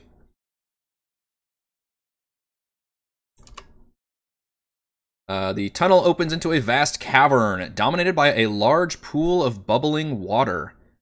The temperature in this cavern is significantly warmer, like a sauna or a sweat lodge. Steam rises from the water along with an occasional belch of liquid. On the floor, between you and the pool, are several bodies in various states of dismemberment that also appear to be Goliaths. Okay, before we go in this room, yep, this feels dangerous. What? I just said it was a sauna. Come on. Boiling water in the frozen tundra. But Rollins going to basically do the same thing that he did back in the Howling Winds. And he's just going to write some passages about the whole brave party going into the dangerous cave, facing the boiling sauna, whatever awaits them. And he's going to give all four of them bardic inspiration. Easier than using a bonus action every turn to do it. It sure is. It sure is. Because it lasts for like, what, an hour or 10 minutes or something? 10 minutes. 10 minutes. Okay. Yeah. So that's our save file. So if something goes really wrong, that's right. Turn all the buffs reload. on. Yeah. Turn all your buffs on now. But now you've got 10 minutes, so.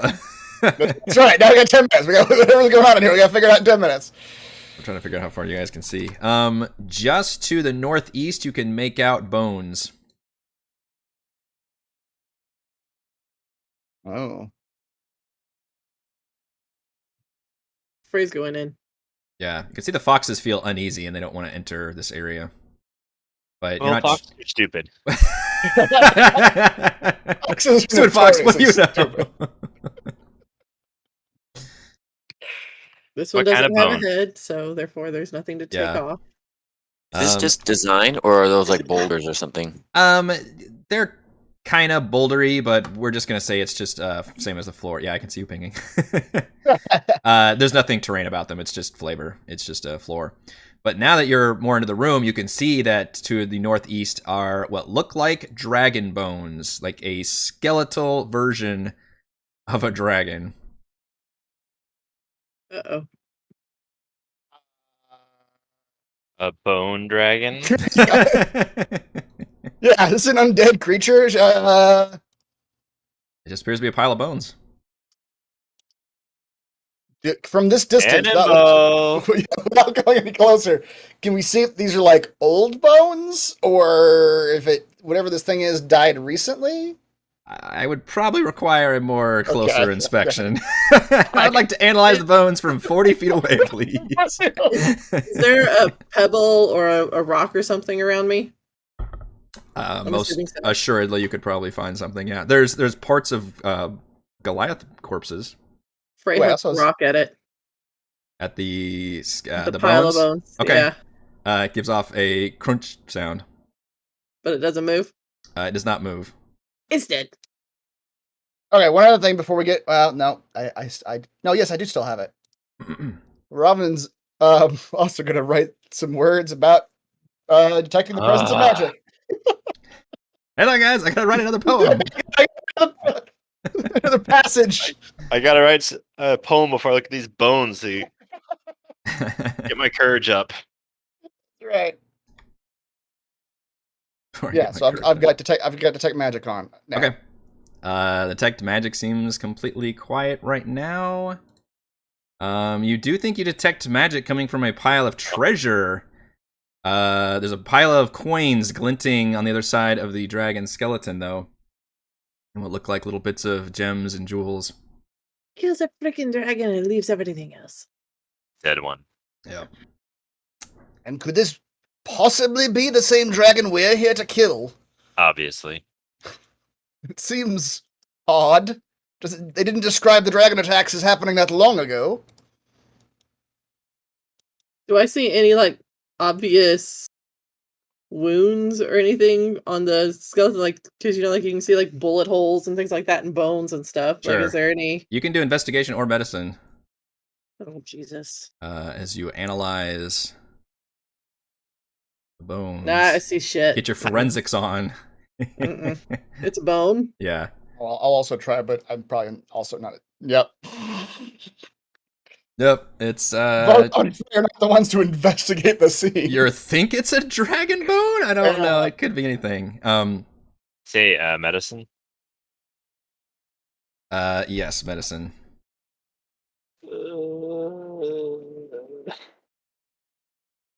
You just got done enchanting your magical investigation glasses. Do you want to come over here and use them? Wait. We need some help. I am very good at medicine checks. That's true. Yeah. So let's come over here and tell us what. Oh, Got it. Nailed it.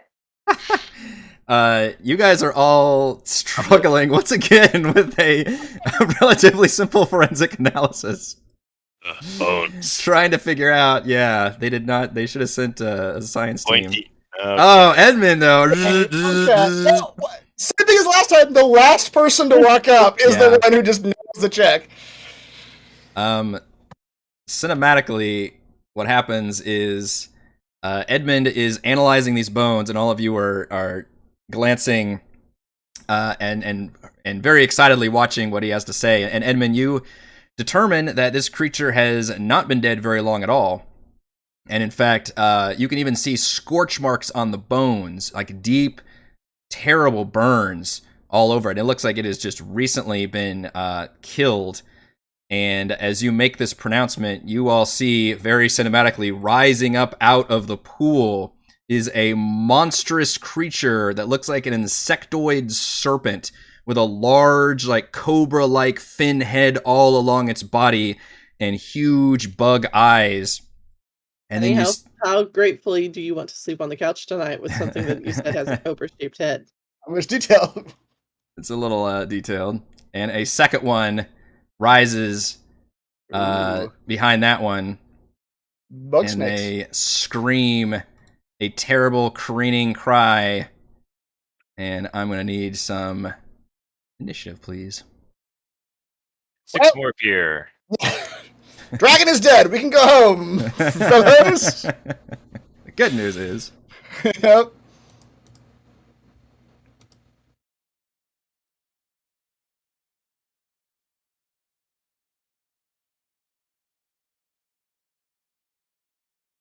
that is is final music.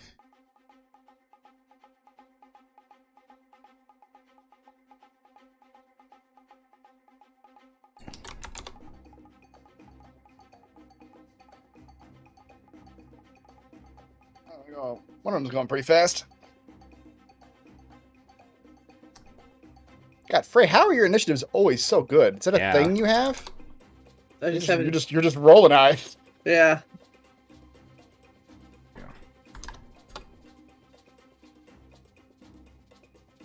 Oh, That was just chugging my yeah, Frey is the first to react. No surprise around here. It's just these things were pretty obvious about their rising up out of the water, even though you guys were not paying attention. But that's the situation. And this water looks extremely hot. And these creatures, I do have a picture.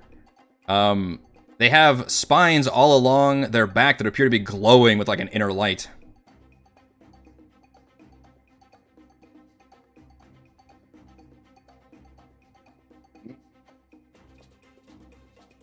Oh, this feels like a Stan and freaking someone else thing. Remora. Stan and Nate. This is a Stan and Nate thing. That was a layer. So what can a layer do? Oh, I bet the water bubbles. Yeah, how hot does that water look right now? Looks pretty hot. It is. How- It's obviously it's cold in Icewind Dale. Always cold in Icewind Dale. And it has been extremely comfortably warm in here. Like I mentioned, it feels like a sauna or a sweat lodge when you stepped in here, and you can see, there's steam rising everywhere, and this pool is just bubbling liquid. Okay. Well. Yeah, screw it. Yeah, we're gonna rage again. So these look kind of gnarly. Mm-hmm. So I'm gonna go here. Right on the edge of the rock pool there. Excuse me. I didn't have my coffee. I'm very sad. Oh. Alright. I will reckless attack as well too. And I'm actually gonna try this as well. A maneuver. Yeah. I'm gonna try to frighten number one. Oh. It can't willingly move closer to me, but it doesn't really do much else, unfortunately. Okay, when you hit it with a weapon attack and expend a superior die to attempt to frighten the target. You can add the It superior also die does- to the attack's damage roll. Yeah. This is with advantage. 19? 19 does hit. Okay. Alright, so... my superiority die is a d6. So... that plus a d6. Okay.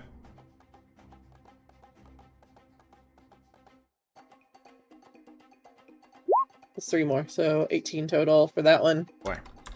Frey, when you hit it, and you scratch into its carapace, bubbling liquid sprays out. And you take 7 fire damage. Well, that Oh hurts. boy. That's fun. Yeah, Oops, that it's was... fine. realized that said 2 GM, my bad. But yeah, it was 7 fire damage. Sure it was. So this Yeah. was the Anybody watching this giving stream us can back me up on giving us the potion of cold resistance was the misdirect. We needed a potion of fire resistance, as it turns out. that. You're all thinking, ooh, we're gonna fight a cold dragon, it's gonna be all good, we got potion of cold resistance. Yeah. And I do have the tail again. Okay. And then, 20, that should hit. 20 does hit.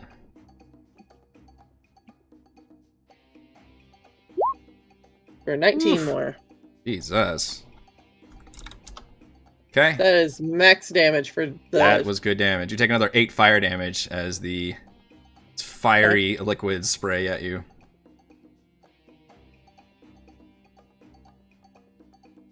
Okay, and it is frightened now. Does it get a save? It gets a save. Make a wisdom saving throw. Okay. I think my DC is like not great. I don't remember what it is. It's less than that, I can tell you that much. Okay. So it actually does withstand. It took a beating though. You did a good chunk of damage to it, but it does withstand the fear. Alright, Bubble Lake, what you got? All right. Yeah. So this is fun. I don't know if we've ever had this in combat, or maybe it's been a while. But the layer action happens on initiative 20, which is the layer itself gets to fight against you. So in this case, you see a geyser blast of this bubbling fire liquid shoot out and hit a target square and hit everybody within 5 feet of that square. So guess which square I would like to target with this attack. So I'm going to ask everybody but Frey to give me a dexterity saving throw, please, to avoid a blast of bubbling liquid. I remind everyone that's not me that you do have Bardic Inspiration. Oh, Thimbleweed. Mr. +9 dex. Just was not expecting that. Sorry, dex save, sir, not con. Oh. Yeah. All right. Well, everybody but Thimbleweed. Everybody did but great. Thimbleweed, yeah. It's a D8. Thimbleweed, roll your Bardic Inspiration. Maybe you roll an 8. Maybe. Maybe. No, you don't. All right. Isn't a 1 just a miss anyway? Only on attacks, technically. Yeah. Okay. It's just embarrassing. All right. Only out of all 4 of you. Let's see, because he rolled 19, 26, 20. Only Thimbleweed takes 12 fire damage from the blast of fire. What is that, like a hot blob of water lands on him? Is that what's happening? Basically, yeah. Just like, shh. I mean, it was a large blast that like splashed and exploded, and then most of you dodged out of the way. And it Thimbleweed is embraced it. sizzling, yeah. All right. You He was see just happy to be warm, okay? Mm-hmm. this creature surge forward the edge of the water and bites out at Edmund. I don't have anything on whisper mode. I do not. Oh! Shama-zama-lam! This is a good use of this. Oh, you're gonna do the same thing. I shouldn't spoil it. This happened in my fucking Patreon D&D game, though. Damn you, Genocider! He pulled this shit. I also critted with my. Well, I don't want to spoil it. It was a clutch move. It was a clutch move. As this Ramirez begins to just bite the head off of Edmund, some light will just seemingly just emerge from Varobin's book and beline the creature, that's a bullshit giving spell. him disadvantage. Just negates the DM's crits. It does, basically. All Let's roll right. another crit. So Unless it you roll a rolls. crit. Yeah, unless I roll another crit. And only Chris does that shit. No, actually turns a crit into a miss, in fact. Yep. He looks like a Robin and gives him a big thumbs up. Yeah. And somebody else gets advantage, I believe. Yeah, who's going next? Thimbleweed, you have advantage. All right, Thimbleweed. Clutch silvery barbs. It burns! Back here. I'll shoot number 1 with my ice bow. Yeah, these guys aren't ice. We'll find out. I guess we will. Oh, it's so close. 18. So close. Mm-hmm. I'll also cast Hunter's Mark.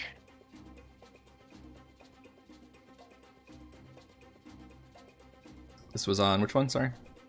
The one next to 1. Number 1. Okay.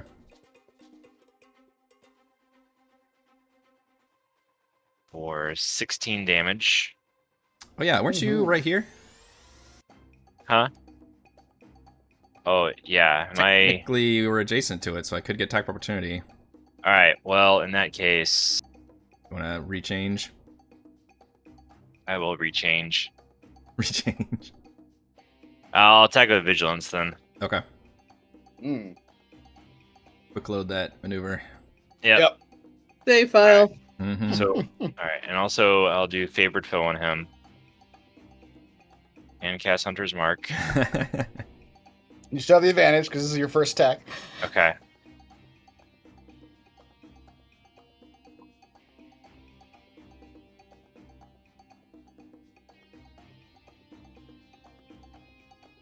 Hey, 19 does hit.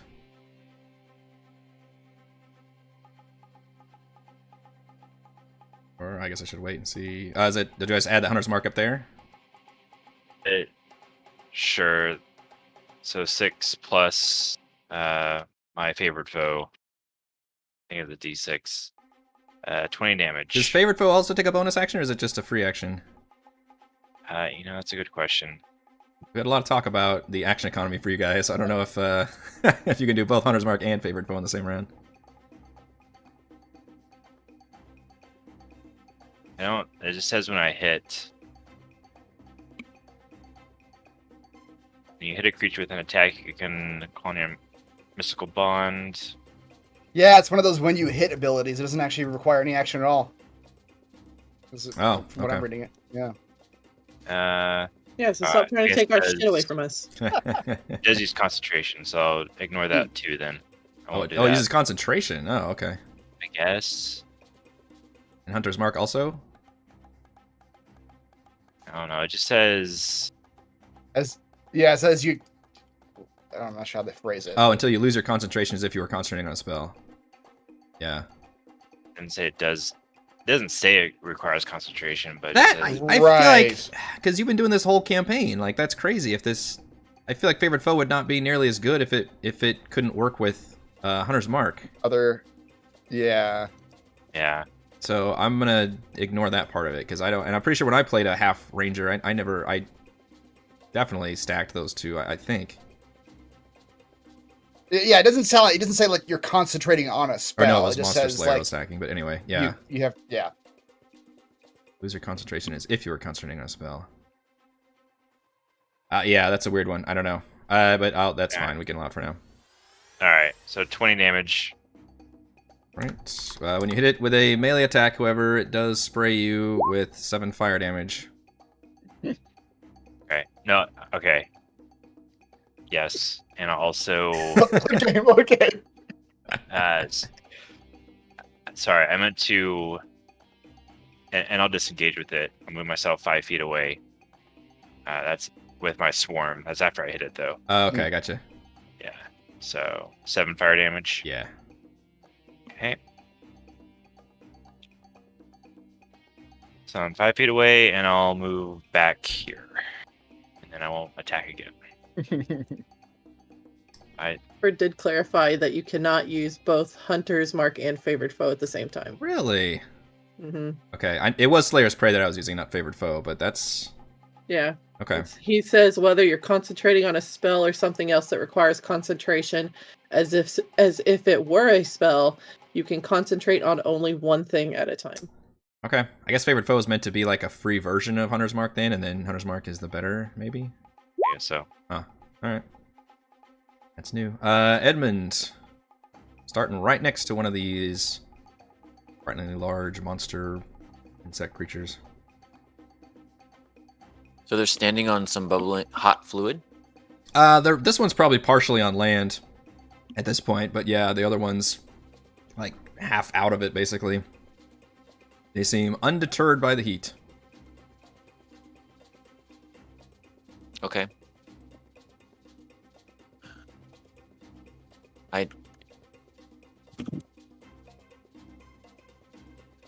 I want to throw a flashbang grenade. Sure. I've already succeeded on the check before, right? Yeah, So you I don't have can to do that again. Yeah, as long as you know how to use it, then you know how to use it. Okay. So I'm gonna throw it like far, so just the outer 20 feet range hits the two of them. Okay. Con saves for both of them or become blinded.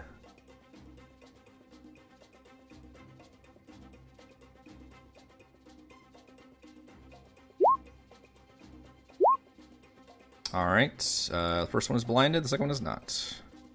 By the... And when you throw that grenade and it explodes kind of, you know, probably in the air, when it explodes with that kind of, you know, concussive blast, but then it just does that blinding light, and I guess you guys are, it's far enough away from you all where it doesn't affect you, but you hear a bubbling, shaking, growling sound from back further deeper in the pool. Is there a bigger one that you're waking up? 6 more. I'm sure it's nothing.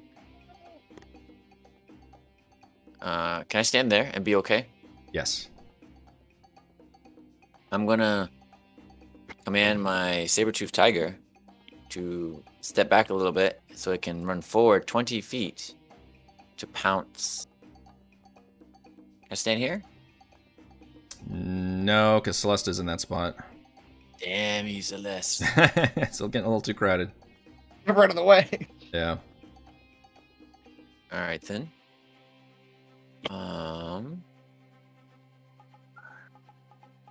Then in that case, if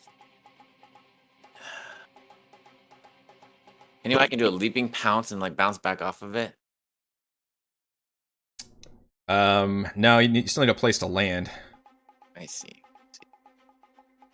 Well, it's getting pretty crowded up here. Mm-hmm. At least I blinded one of them, I guess. All right then. May I command my saber-toothed tiger to scoop me up and run back?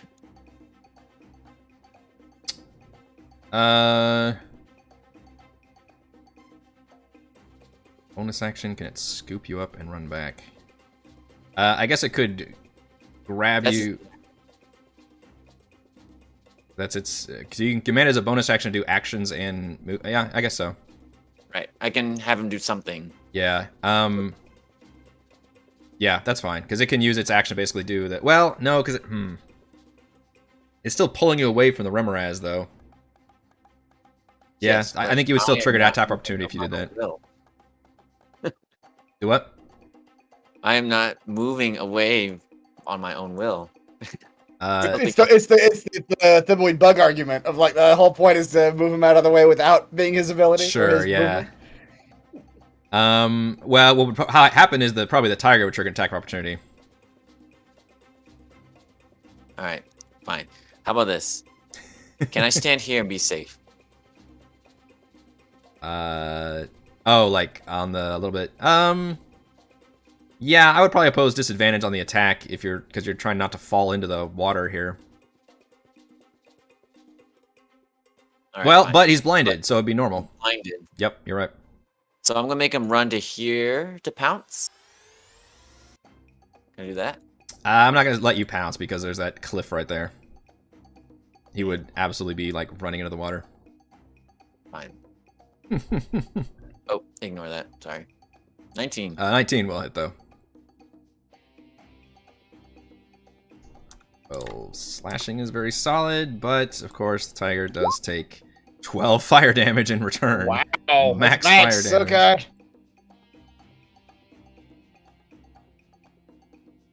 Forgot about that. Yeah. The summon's worst enemy is the retaliation. Alright, Celeste. You're muted. All right, so these guys are they're in water, or Sure, let's call it water. well, okay, because here's the thing: is I forgot that I have my like upgraded unarmored movement. I'm now Mecha Celeste. Let's me move across liquids on my turn without falling during the move. Does that mean I can stop? Like, can I just in my turn, or like, can I move onto a liquid and then move off of a liquid? You probably can't stop. 'Cause I don't think you can hover and stand on liquid. It's more, but you probably it's more move. like I'm like skittering. Yeah, like across. Crouching Tiger shit. The thing is, when you look at this liquid, it looks like it's very hot, and you can feel the heat coming off of it. So, I would let you do it, but it looks like it would be pretty unpleasant. Yeah. One might say painfully so. Bubbly. And in fact, you guys got shot by a geyser that literally burned you. But hey, you want to run into the bubbling pool of liquid? I'm not going to stop you.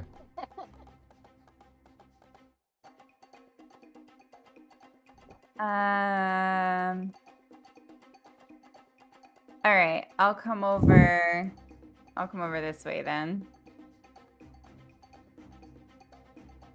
And I'll attack this one over here. 15. Yeah, does it? Yep. Okay. As you smash it, it sprays out 7 fire damage of bubbling liquid at you. This enemy is literally the monk's worst enemy because she attacks him multiple times. Yeah, the multi-attacks. Stings every time. Well, that's not great, is it? It's not the best. It's self-cauterizing. It might make you excited. It stays very clean. All right. Okay, I'm gonna move back away. But I mean, I'm gonna back away now. all right. I will.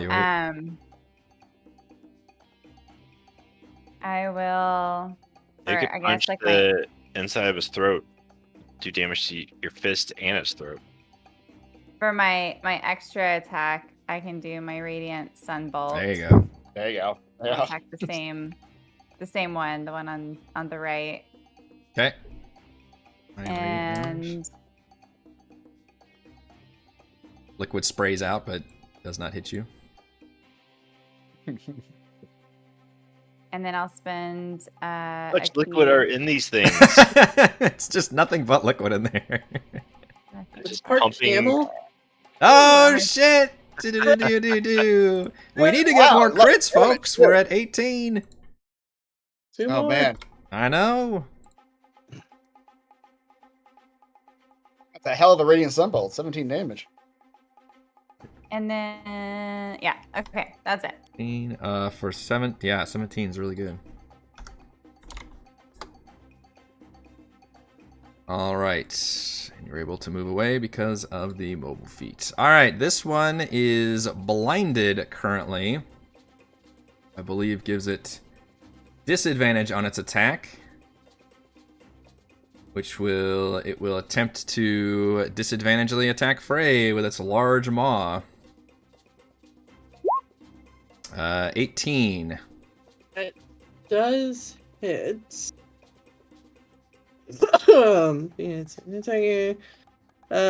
I will swipe my tail. See what happens. I can only do it once, but why not?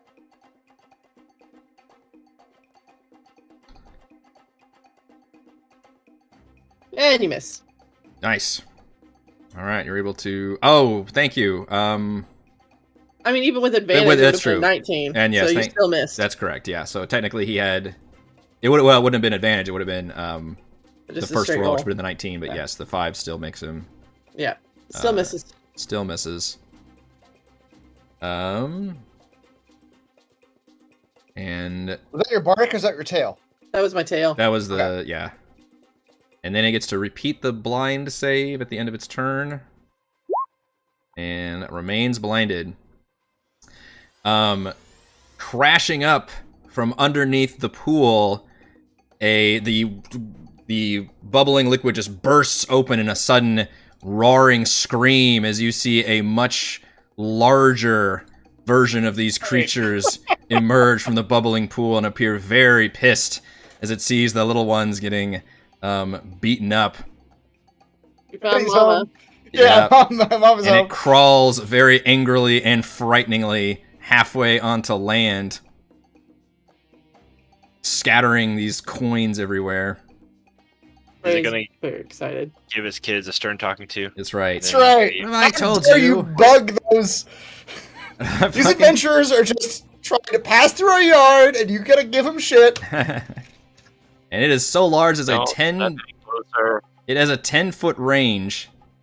So it will actually reach down and attempt to get Edmund, the closest one to its vicinity.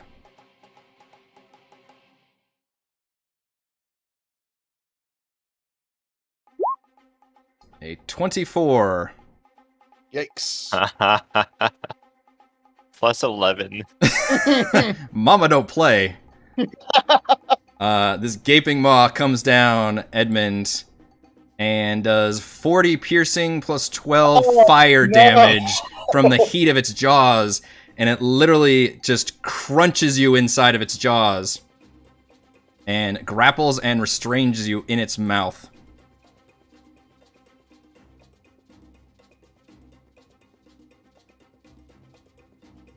I'd go there. Then you see it back up slightly into the water.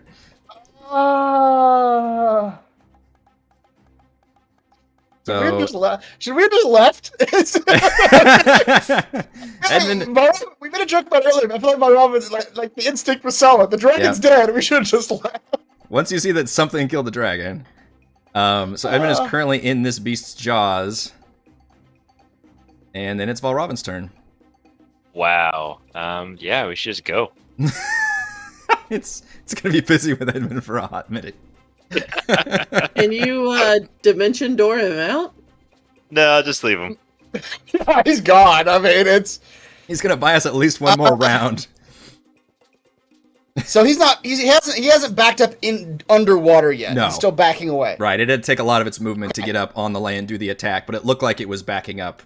It's kind of back to where it's in the water, but it's still well above water. Okay. You can save me, that'd be great, but I also have a way of saving myself. Well, I can aid you in your saving yourself, I think. Well, Okay, Robin good. aids those who aids themselves. Well, I guess he could hate himself. So much so that you really can't tell the difference. He works in mysterious asshole ways. Edmund has teeth in his sides. I was like, oh, okay.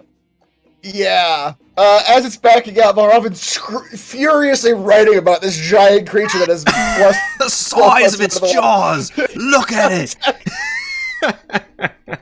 Crikey. Tore him a whole new asshole! Oh, crikey. At the end of this paragraph of description of the horrific creature, he Papers writes, flying everywhere. But it was at that moment, as the creature backed away into the boiling hot water, that something that had been building in it for years suddenly snapped, and it had Wet one. it had a very convenient brain aneurysm. Wait, why does it say convenient brain aneurysm? I renamed the spell. Okay. What? A lance of psychic power. I didn't rewrite the whole Okay, spell. gotcha. I just renamed it. But it just had a so you convinced it to have a brain aneurysm. That's right. He's Okay. writing in his book that the creature had a brain aneurysm, and that Okay. in turn makes it reality sometimes. Intelligence saving throw. Yep. Oh, before shit, I forgot. I was so excited to do it. Before he did that, he also wrote some words about how awful Edmund tasted, and then the extreme foulness of the taste of Edmund Ulrich triggered just really triggered this creature. And Sorry, you're doing this all in 6 seconds? I, I mean, let's be honest. How long has it been since any of us have had a shower? Exactly. Yeah, a long time. and he has unsettling words in Okay. the giant Rimmerez. Oh, Well, oh, it didn't goodness. matter. It's not too smart. Not too smart. All right, so I need to roll. Oh no, I already rolled damage. It's 20. I also rolled 3 1s on this one. Wow. Yeah, 76. Not great damage. Yep. But so he takes 20 psychic damage, but he's also incapacitated until the start of my next turn. Oh shit. So he cannot What that specific one is? actions and reactions. Actions he or can't take, reactions? Okay. which unfortunately I think means he can still technically move, but Yeah. Yeah. Complained endlessly about 5e's multiple conditions and how specific Yep. each one is. Specifically, Yeah. this one is can't take actions or reactions, which is obviously huge. yeah. All right. You might have to remind me of that, but I'll try Did you to. just stop him in his tracks? I kept him from biting you again. He's still Over. biting. That's technically an My improvement. side already. Could be worse. Could be worse. All right, Frey, you're still. You can see Mama looming back in the background, but you've got 2 smaller ones still in front of you. All right. Again, don't worry about me. I have an escape plan. I've been saying all this from the jaws. Yeah. How insulated is Edmund inside the jaws of this thing? How insulated? I don't know. Kind of depends on what you're planning on doing and what's happening. Like, if a lightning bolt were to fall from the sky and strike Mama, would Edmund be insulated from lightning damage? He might have to take some. I mean, if he's literally in the area of effect, then obviously he's in the area of effect. What sky? Yeah. Also, what sky? What are you trying to? I'm very confused about what's happening. Oh, this is Trying the to charge me javelin. to save me. Yeah, I'm about to huck a javelin right through the babies and Mama. Okay. Right to Mama. That's So- pretty good.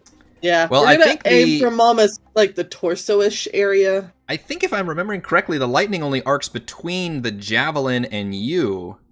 You might have to post So it. the 'cause- lightning will hit the 2 babies. The 46, they have to make a, excuse me, a DC 13 Dex saving throw.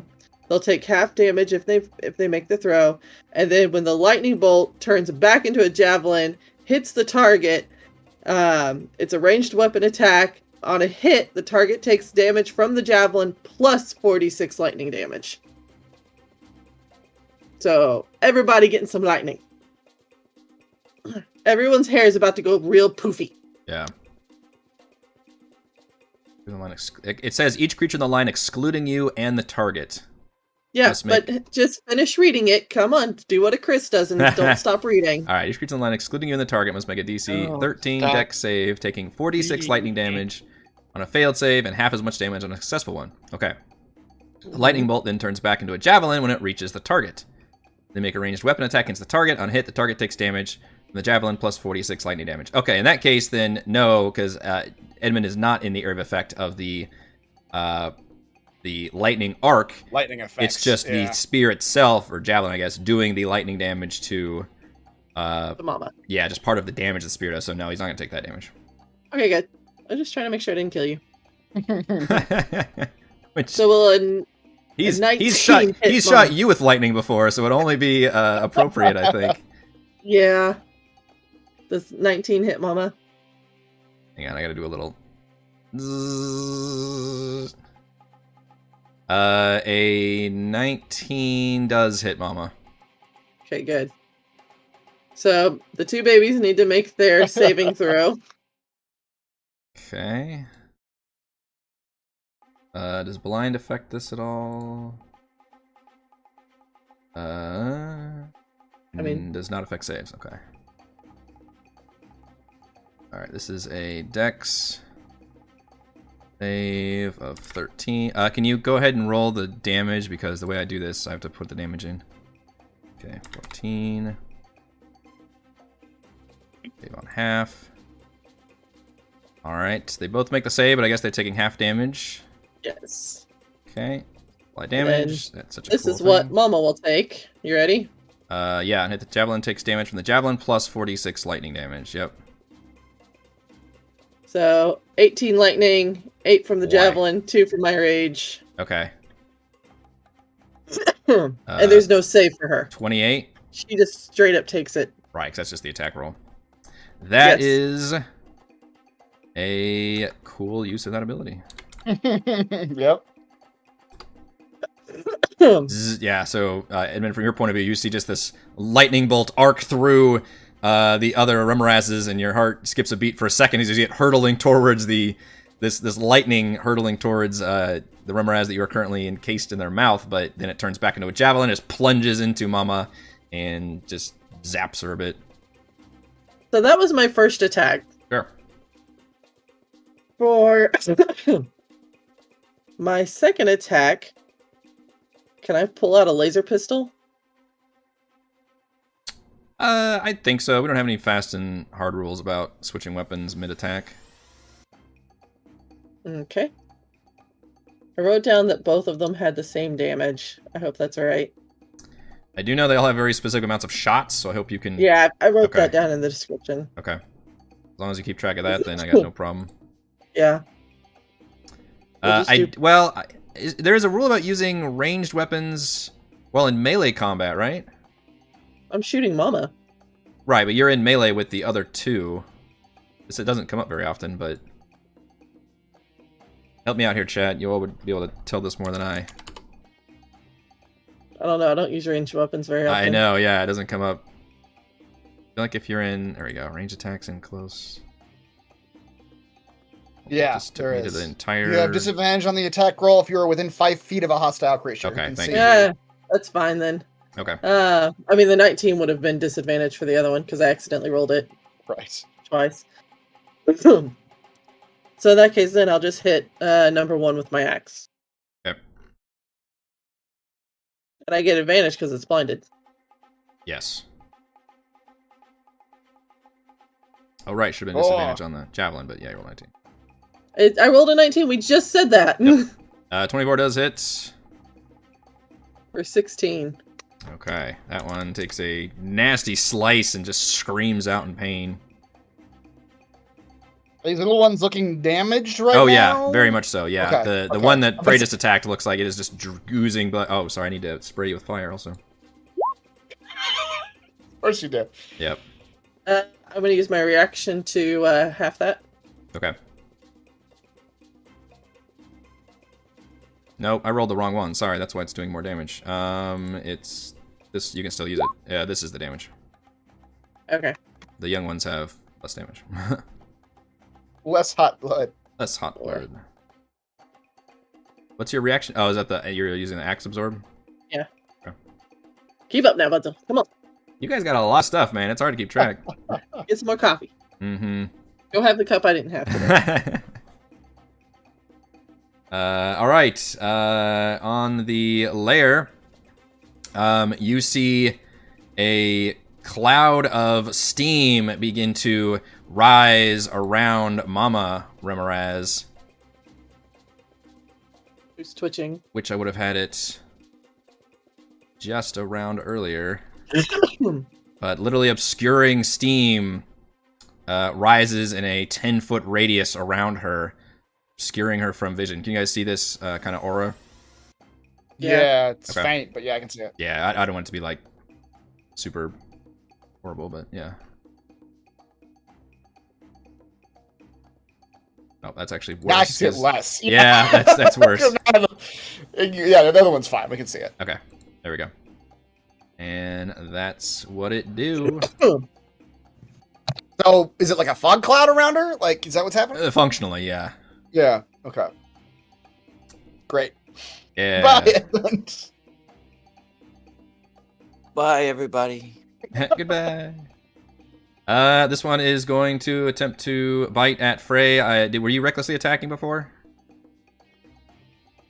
Or not? Okay. Nope, I had advantage. That's right. You naturally, had the 'cause it was blind. blinded. All right. All right. So it's going to attempt to bite at you. 24. Yeah, that'll hit. Bites you for 23 piercing and only 2 fire. I rolled double ones on the fire damage. Sweet resistance. Yeah. While you're up there, none of us are. And these ones appear too small. That's funny because you're particularly small to actually do the cool like bite and grab and keep you in its mouth like Mama just did, but Oh, whoops. look like they would be eager to do that. Thimbleweed.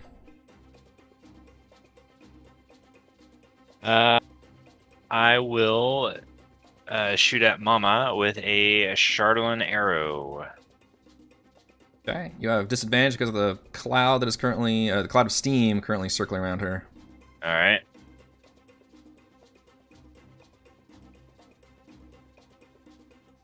Ooh, you rolled a 2. You do have a bardic inspiration. I'll Mhm. roll that bardic inspiration. A rare sub 20 attack roll from Thimbleweed. Yep. Yeah. 17. 17 does hit. All right. Ooh. Yeah. All right. With Hunter's Mark also. Okay.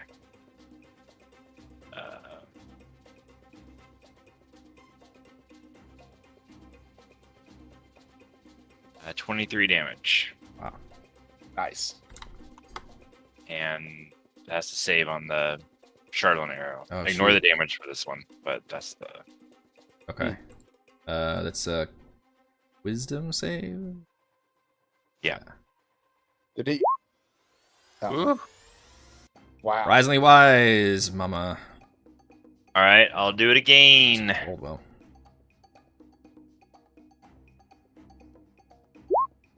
Oh my Oh no! Wow. An even worse initial attack on that one. Jeez. Oh no. You know, you're not used to sweating while you're attacking. It's just hands are getting all sweaty Yeah, and we don't realize we're wearing too many clothes. steam. now at this Yeah, point. it's getting real uncomfortable. All right, so I got to save on a. Oh shoot, this Charisma. is the arrow, isn't it? Yeah, Oh, this is real bad because my charisma is real bad. it is. You need a DC 10 charisma saving throw, or suffer a form of short-term madness till the end of your next turn. We do have a short-term madness table for you to roll on. All right. He goes temporarily insane after missing the attack. I was just trying to blind her.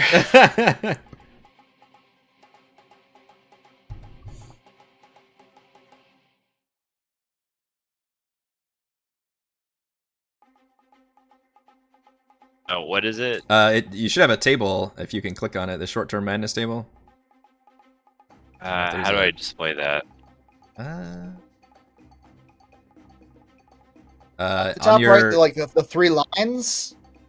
yeah, click on that and the scroll down to macros? show macro quick bar. There's a checkbox, Gotcha. and that should Alright. show a bunch of buttons you can click.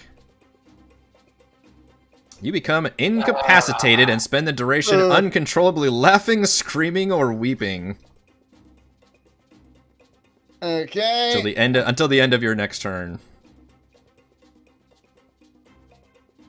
All right. I rolled a 2 and then a 1.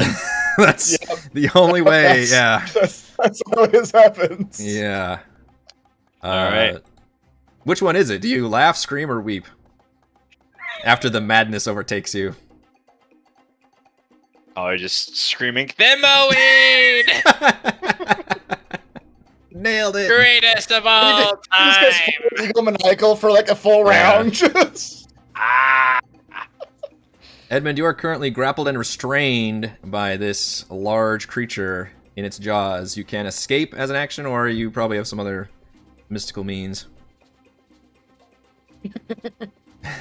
He's a whole round to think about this. Yeah. He thinks to himself, I've never done this before, but if I can do it, it'll be a great feat. I'm in Steam, right? Mm-hmm. No one sees what happens It's pretty, But- pretty foggy. together as I become Steam. Oh. Win in Rome. Yeah. And I just, my body just starts like dispersing molecule by molecule. Oh man. Oh god! It ate him! It's just steam rising out of its mouth. Now you get to hear what everybody thinks about you because they all think you're dead. Oh, thank God we're done with that asshole. I stole from him every night.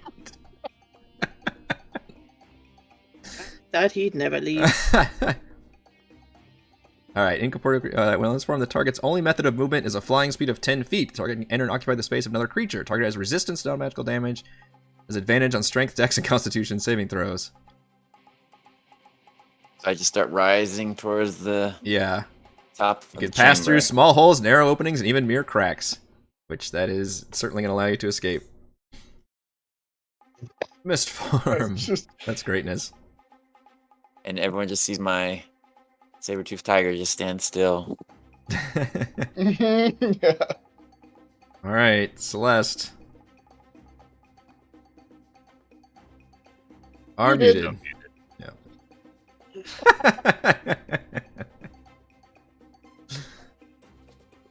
Sorry. I think my dark vision is not working properly, not lit properly Vision is not lit properly. for some reason. It's all very dark, other than like the light is right around Frey. I mean, it is still pretty dark in here. Basically, your dark vision allows you to see everything as like grayscale, whereas if you didn't have dark vision, you would see basically nothing right now. Oh, okay. Frey glows, I think, because of her axe or a stone or Okay. something. Yeah.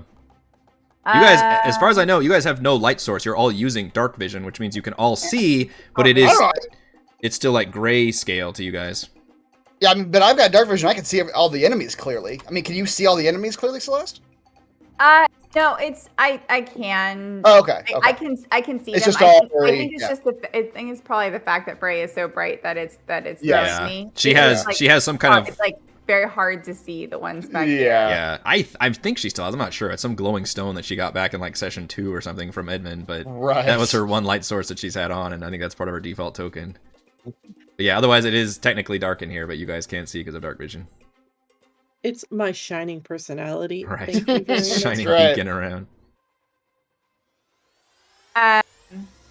Okay. I'm gonna do a bunch of radiant sunbolts. Yep. So I'll attack the one closest to me, like the one to the east. Hold on.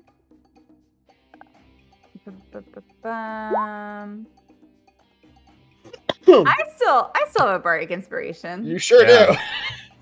It's a D8. Yep. Oh, 17. 17 will hit. That's mo better. That's a good move. Is just land out all those inspirations right before the fight. Yeah. All right, that's a 9. Yep.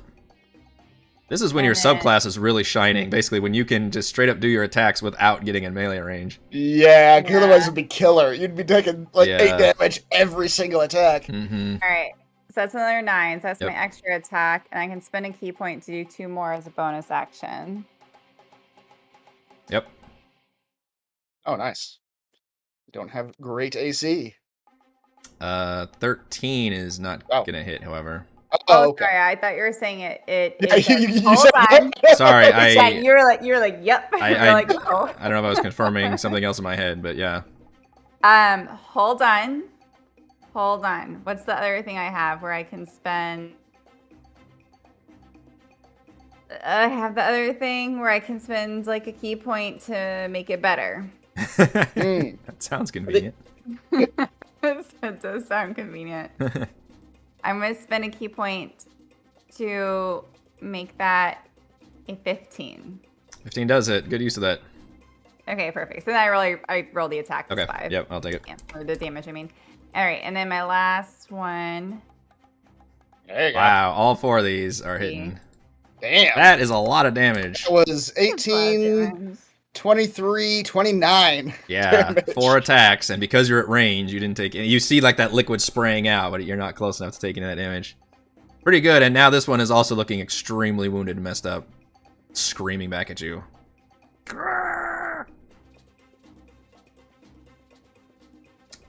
Alright, the blinded one will continue to try to attack Frey with disadvantage.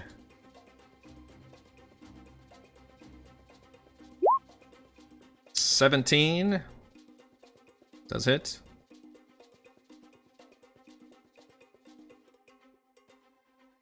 $22 piercing and 5 fire damage. Whatever. Just taking it. I think one of us would have been dead a long time ago. Just taking it, you're you in for know. And it's still trying to survive the blind, which was the con save. My goodness, their con is pretty solid. Still blinded from that freaking flashbang. And I believe we said Mama was incapacitated. Is that just last round, or is that a thing that she has to resave or It something? lasts till my turn, I think. Well, your turn's next, so. The convenient brain incapacitated aneurysm. until the start of your next turn. Yeah. All right, so it's incapacitated currently. That's right. It will. It can move, I guess. Yeah, it will move. It realizes it's like, I don't know, gummed up or something, and it. Brain aneurysm. It's got a brain aneurysm. Yeah. It will move and momentarily, because it's got a brain aneurysm, will sink beneath the water. Hmm. And then it's Valravan's turn.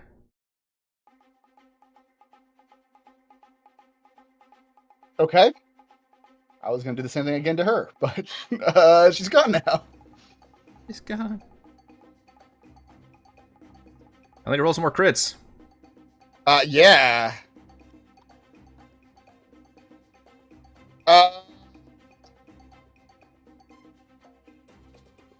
Okay, let's try. Valravan's just going to insult the shit out of some of these river asses. As the juveniles of the species saw their own mother abandon them to the adventurers, their brains snapped. If their own mother didn't love them enough to stand by their side, what use was there in living? And he's gonna dissonant whisper number 2 at level 3. Wow. So that's 21 psychic on a DC 16. Oh shit! Wow. Just a random another good wisdom save for me. Alright, so he doesn't have to move and he takes half of 21. That's So still, 10. That's still a lot of damage. Yeah. And then bonus action, he's got nothing. Just gonna hide back in his little alcove that he's made for himself back here. Yeah, both of these creatures look extremely wounded. Go to Frey. Actually, you know what Valravan will do? Yeah, good. He's got a little bit of space. His detect magic is still on, so whatever magic light was coming from that go pile, Yeah. he's gonna go look for that. Okay. You already spent your action, but yeah, you can go look. I did. Yeah. You can move towards it. You definitely see a good pie. You're not sure if these creatures have treasure. You're pretty sure dragons have treasure, and this looks like a little bit of a dragon horde. Yeah. All right, Frey. Okay. The one that's still blinded, I'll just attack with my natural advantage. Yep. 27 That does hit.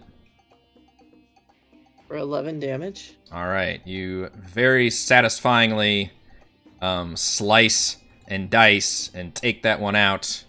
Although with its fries. final throws, you do take the fire damage from its body. However, that expels its last bit of vital essence.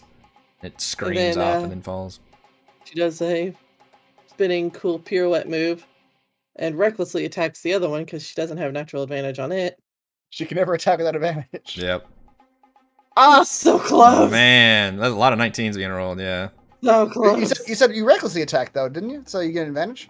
Oh, yeah. Good. Whoops. I mean, yeah, odds That's aren't- close. Yeah. Yep. For 18 more. All right, same thing there. These guys are both very, very low. Did a 6 right. fire damage as that one takes a nasty axe wound and crashes backwards.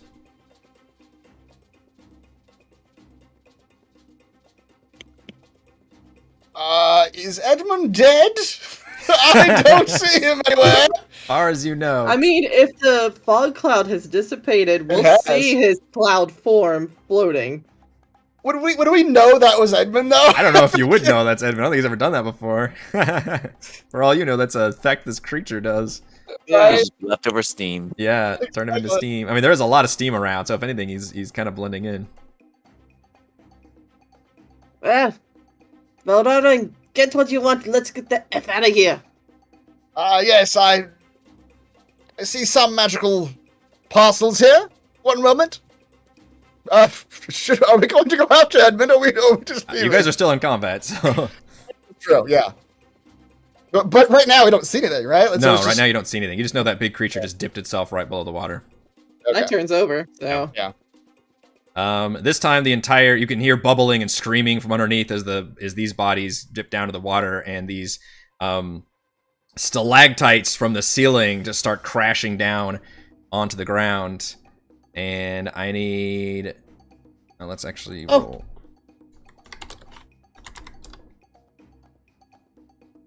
Let's do this twice.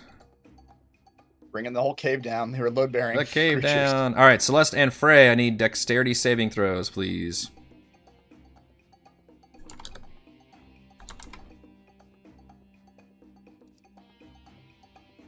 Oh, shit. nice job. Yep. We're at 19. Oh man. Can I use my bardic inspiration on the saving You throw? got it. You sure got it. Well, it's up to every bard has rules about what you can use it on. That's why I was Yeah, asking. You yeah. have yours? Okay. Yeah. 14? 14 is not quite going to be good enough. Hold, please. 14 plus. Let me reach into my pocket to produce more Yep. things. I just have to make sure I can use it on a saving throw. Ability. Yeah, Oh, ability check. Genocider says danger sense. Is that a thing? Thank you, Genocider. There's You're my new advantage. favorite. Yep.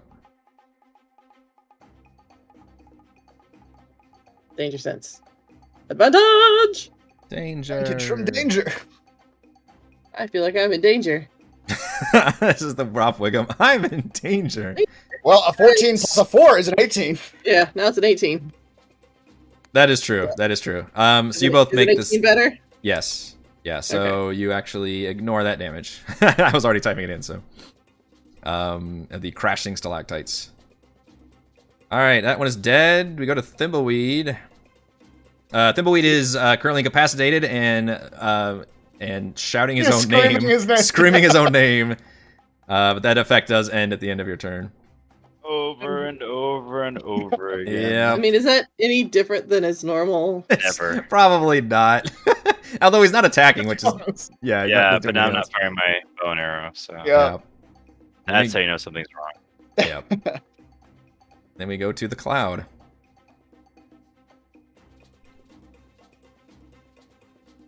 Oh, sorry, that's me. That is you. You were the cloud. I move another 10 feet. Some of you might notice that the steam is suspiciously a small steam cloud seems to be moving in Sneaking a up on us. very specific direction. Yeah. Celeste. Oh, that was fast. Buzz. Okay.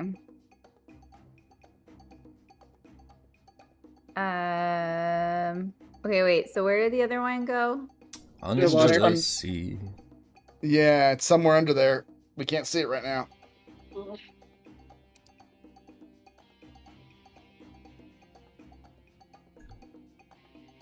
Okay.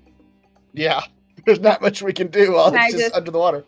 All right. Can I just ready an attack then? Sure. I'll just ready my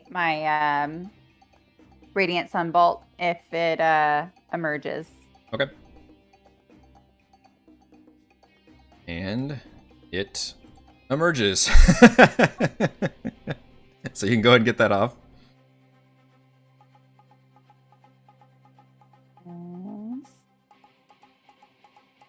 Ooh, 15 is not going to hit though. Oh, Oh, hold on. Hold Okay. on. I get the ability where I turn up my numbers. I'd like to turn my numbers up, please. Let's make it a 17. A 17 will hit. 9 damage. Spending those key points every round. I like it. That's right. This mama emerges super pissed off. She's not smart enough to try to bite a bunch of steam. So instead, she reaches over and bites the nearest one, which is going to be Celeste. I regret this. Ooh. 26. I For... could try to. I'll do it just in case. Just in case you roll a 1. 45. Just in case you roll a 1, Valravan Alright. will attempt to Silvery barbs me. Silvery barbs the flash some silvery light in the eyes of this creature. All right. Oh, Valravan made it worse. It is, He made it so much worse. It's still disadvantage, so I take the top one, but that's funny. It didn't help though. Woo. It sure didn't help. Twice I have rolled nat 20s with this creature, and twice I have actually not been able to use them. Not used them. Yep. I have started the poll on the MVPC table, so please vote for that. So Celeste, you take 45 piercing damage, 10 fire damage, and it reaches down and gobbles you up in its jaws. As all y'all know, Edmund got eaten. Yeah, Edmund got eaten Celeste and became steam. Yeah, this is just what you think the natural process is like. Oh no. Welcome to the steam zone. We should have left. We should have left. And Oh, it you is had all to go Robin's through the turn. gold pile. At what point does the party decide to leave? Exactly. How many When do we players cut can our eat losses? more? 3 down? How many party members needs to survive to make this a successful mission? Okay. Can I see Celeste right now? Yes. Could I get into a space where I could touch her currently? Is she like above the water? Is she where is she at? I would love to see you try to do this. I mean, It is currently in the. She is in the mouth of a creature that is halfway up out of the water. So whatever means you have of locomotion, I'd be willing to hear them. I don't, unfortunately.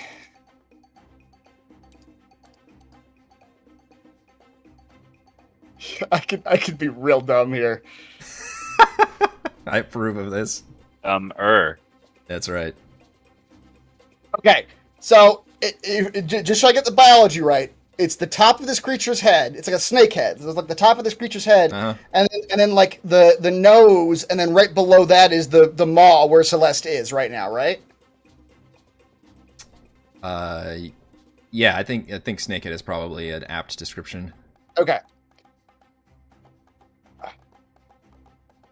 So if you wanted to be on top of its head, then Yeah. yes, yeah, I think that's what I'm asking. amazing. That's what I'm asking. Sure. This is a 2-turn plan, but I love the 2-turn plan. Valravan jumping on his head. he can't. Valravan's not going to jump anywhere. Valravan's going to gracefully teleport. Very graceful. Yeah. I mean, so he'll start his action. He is going to use the Gem of Brightness, and he's going to attempt to shoot a beam of light into this creature's eyes. Okay. DC 15 con saving throw, or become blinded for a minute. It's fine. Finally. God. Okay. Yeah, good con, damn it. And then Valravan, he needs his drinking buddy back, so he's gonna run at the... Don't you still have the words against this thing? The what? The settling words. Like the last time you did it, the way unsettling words works is like literally the next saving throw they make. Like, yeah. It doesn't get banked. Yeah. Oh, okay. Well, I'll try. Yep.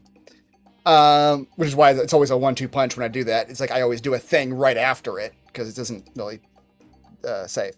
But he is going to run at the banks of this boiling pool and Misty Step Wow. on top of the head of this Remores, Okay. gripping like whatever the fins are on the side of that head. I love it. Hopefully in a place where he's within touching distance of Celeste. You would literally have to be on top. You would have to do a crazy maneuver where you're on top of its head and like reach down into its maw with your arm. Yeah, which I won't be able to do until next turn, because this Okay. is my one spell. But when you do teleport and land on it and start grabbing it, it deals 15 fire damage to you. Okay, Because great. it is literally boiling hot to the touch. Yeah. But I will give you a point of inspiration for going superhero mode. Because I respect it. That's my turn. Alright, Frey. For once, you are not the first creature, the first party member on top of a creature. For once in like multiple campaigns, I think. Yeah, well, she's gonna like click her heels together and activate her boots, and she's jumping over too. Nobody climbs on a creature without me being involved. Yep. I don't know how I'm gonna get back, but yeah. But My we'll figure turf, that one out. suckers. Yeah. Exit strategies are for losers. Exactly. So yeah, she's gonna jump because I can use a flight movement. Okay. Yeah, And, with the boots. Yep. Yeah. And I have a lot of movement. I have the ability to climb on difficult surfaces without having to make saving throws and things like that. So Yeah, I will allow both you guys to be able to yeah, I basically get on top of it. recover It's a my very large javelin. creature. Recover the javelin. Nice. Put it on the back. Scamper all the way up to the top of the head, because if I have to run and jump to get off, that's the best place to be. Yeah. And then I'm gonna start wailing. All right. You do take. Wow. 4 fire damage from touching it as you land. I rolled Okay, almost completely minimum on that one. that's fine. Yep. So 2 reckless attacks to the top of this thing's face. Okay. I mean, is Mama looking hurt at all, or? Oh yeah, yeah. You guys have been dealing damage. She's obviously much bigger and healthier than the kids were, but she is quite wounded. 16 and another 14. 28, 30 total. Yeah, that's a bunch. You guys are carving her up. She's still up, but screaming angrily. Not used to having small creatures all over her. I like That's how it. both of you leapt on there, but neither one is able to save Celeste yet. Still Oh, I have no way of saving Celeste. within her jaws. She assumed Volrovin did because he jumped over there. Yeah. We'll see. All right. The entire layer, this time the bubbling liquid, blows another blast of fire. This time it blasts directly on the creature, and it takes no damage from the... I mean, clearly it's living in this stuff. But I need Volrovin, Celeste, and Frey to give me a dexterity saving throw, and Celeste, I will give you advantage since you're inside the creature's mouth. The safest place to be. Oh, that did it! I will definitely look at that There it is. advantage. Look at that advantage. We have hit 20. How exciting! I'm excited. You can do the giveaway after the stream. I'm also going to use my advantage. The advantage you gave me, I'm going to use it right now. Yep.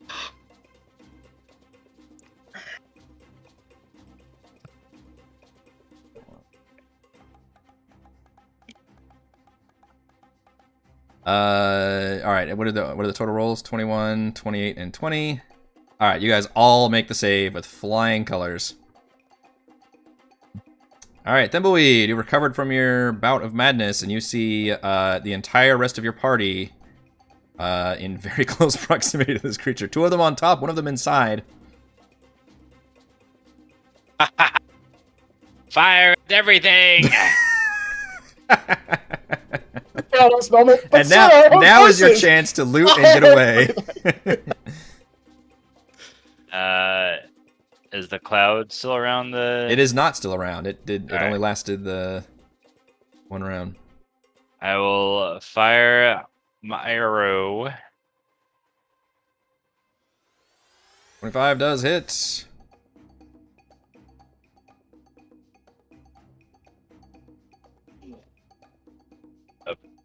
Let's see. The hunter's mark is still on there. Calculating. Ooh, That's, nice. that's max damage. Wow. Yeah.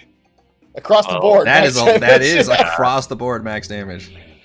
23 damage. Oh my gosh, from one fucking attack, everybody. Yeah. My goodness, that was a yeah. It screams very loudly at that, and it's starting to look real badly damaged. You know what? I'm gonna do a Charlon arrow because what are the odds? What are Mhm. the odds? I dare this to fail. Ugh. I've had to make 3.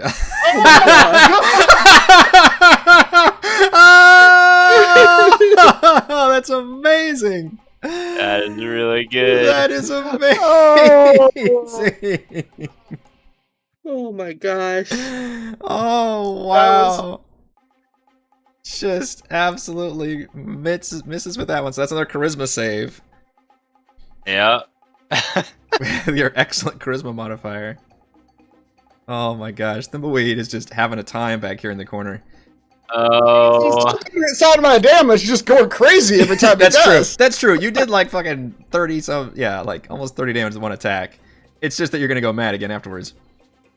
Yeah. What did it cost? All right, give me another short-term madness. What did it cost? You were frightened by your own attack. Just use your reaction and movement each round to flee from the source of your fear. Does Okay. Thimbleweed throw his hands in the air and go, Thimbleweed! As he runs away? That's right. I run around a circle until I fall over from being busy. And Yep. then the bugs just carry you away. Yeah, the bugs. It Yeah, doesn't say how long save that me. lasts for either. Well, they're all until the Yeah. end of your next turn. Mm. All right. Yeah, all of these effects are just one round effects, but yeah, they're pretty Team moves debilitating. over. 10 more feet. And don't know if anybody notices, but I dropped my spell. I don't know if inside anybody does notice because two of them are riding on top of this creature, another one is inside of it, and Thimbleweed is just pissing himself in the corner. So I don't think anybody notices you. Just, I'm alive, everybody. Yep. Your tiger notices and nods respectfully. Well, I flavor this, but I pick up a. I just shoot a beam from. I don't know. Anyway, I cast this. I guess he's out of descriptions. He Nope. like picks up a little bottle of the heated fluid, and somehow turns into this just acid arrow Okay. and shoots it towards the mother. Okay, that's an attack roll. So 21 definitely hits. Yes. Or 4. 13. Does it have? Wait, it has a save? Alright, take an Oh. explosion immediately. Oh, and it's ongoing, and 2d4 acid damage at the end of its next turn. Alright, so it takes 13 acid damage now. You're gonna have to remind me about the acid damage, because there's no way to remember that. Yeah, just once, but yeah.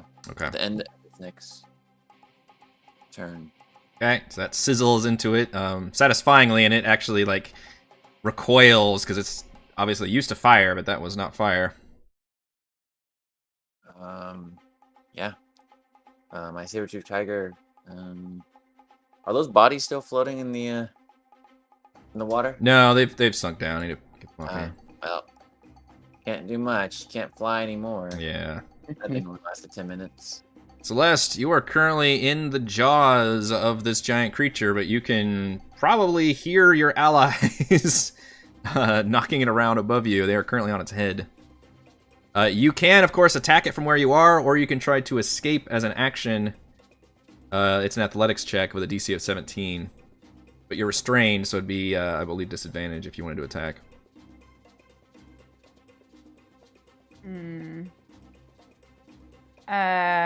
It's a sorry. So escape. He says strength. It's an Did you say athletics check, yeah. Athletics. Okay, I'll try that. Yep. All right, Oh, you were shit. able to pry those jaws apart and emerge. That was your action to do that, but you still have your movement and a bonus action, presumably. All Okay. Well. Now what? Now it's like a Yeah, party. exactly. Yeah. I will say you're in an awkward situation because at this point the creature probably has no vacancy left, and you don't want to be in its mouth anymore. So, I mean, I'm gonna let you pry it apart, but your next move is probably gonna have to be to leave the general vicinity or fall into the boiling water. Well, so can I just climb, like scamper onto its back, like away from the mouth parts? You could, except there are two people that are currently occupying its head region, and that's pretty much the only space that's left at this point. So I have nowhere that I can safely go on this creature. Correct. Is what you're saying? Yep. Okay. Well, that's Actually, she could technically stand over me because my halfling nimbleness allows me to move through spaces with creatures larger than me. Move through, but probably not occupy the same space.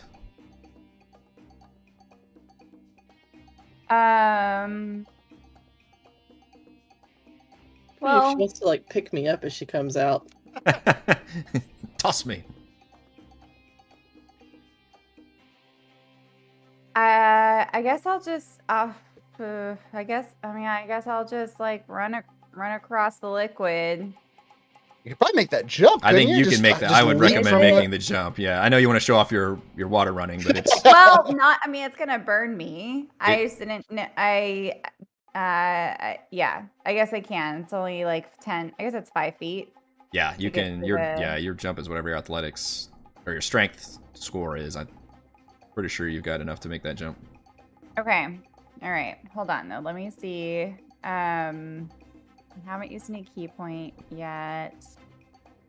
Because what I want to do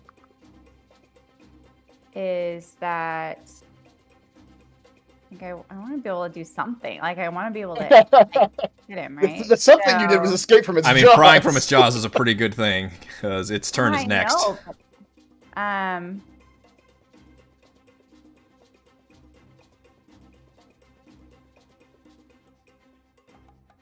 I guess I can't. There's not really any other bonus attack I can do from here. All right, I'll just leap off then. Run away.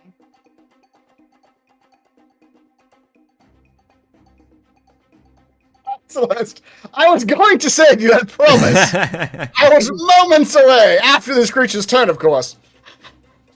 I'm sure you were. All right, that's all I'll do. Okay. Chris, you know he's about to plunge into the water. and That's he's supposed to try to 100% what I'm go gonna do. right? I was just deciding, like, I've got some interesting options here. Yeah, this creature is absolutely gonna plunge into the water first and foremost. Yeah, knew that was coming. Which means both of you take 10 fire damage, Okay. and Whatever. I'm gonna have both of you roll dex saves to try and stay, basically hang on, or you can choose to fail it because hanging on would incur another fire damage penalty because you're hanging on to its body, but you would be out of range of its mouth because we've kind of just talked about this before where the best place to be on a creature is like on top of it, but because it's plunging into the water and moving around, you guys are gonna have to hang on to it with a DC 15 dex save. I've seen what that bite can do. I'd much rather be Yeah. hanging on in the water than I would Yeah, in its maws. so both of you need to make dex saves to try and hang on. Okay. I'm good. Uh-oh. Shh, I'm not. I got nothing to do with that. Can I provide the help action to him? No, it's not your turn. Ugh. So Frey, you take 12 fire damage, but you are hanging on to its body, gripping it on there. However, you see Valravn slip off and get kind of turned around in the water.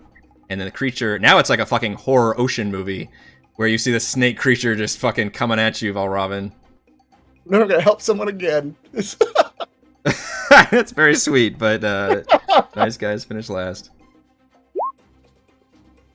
25 I will attempt silvery barbs. I will attempt Silver Barbs. Just maybe I'll get lucky. Nope. Shit. Which one should I hit on the damage? The first or the second one? I'll let probably you gonna decide. down me. The lower one, because that's the one that would be the real one. It's gonna down me either way, I think. Oh, you mean the 25 one up here? Yeah.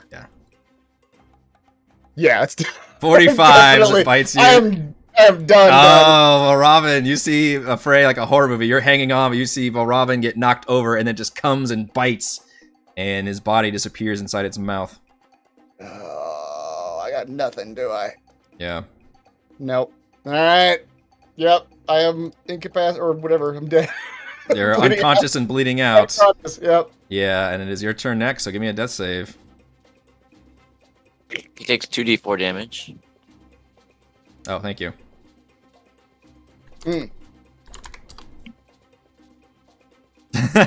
Alright, takes 2 damage. I will say this thing looks really messed up. Oh, I rolled a 4. But... Yeah, Edmund rolled it for you. I'll take another 2 damage. Yeah. See, these are the cockamamie rules I'm talking about, you guys. Every time, doesn't matter what game we're playing.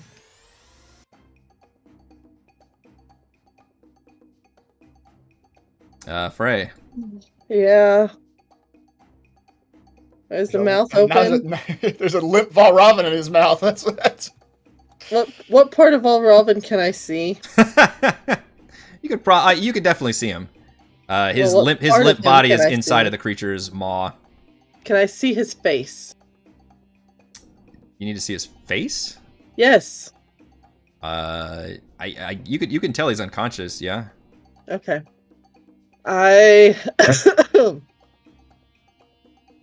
will crawl my way down and use my potion of healing that I got from being the MVPC last week and dump that down Valravn's face and give him 2d4 plus 2 hit points.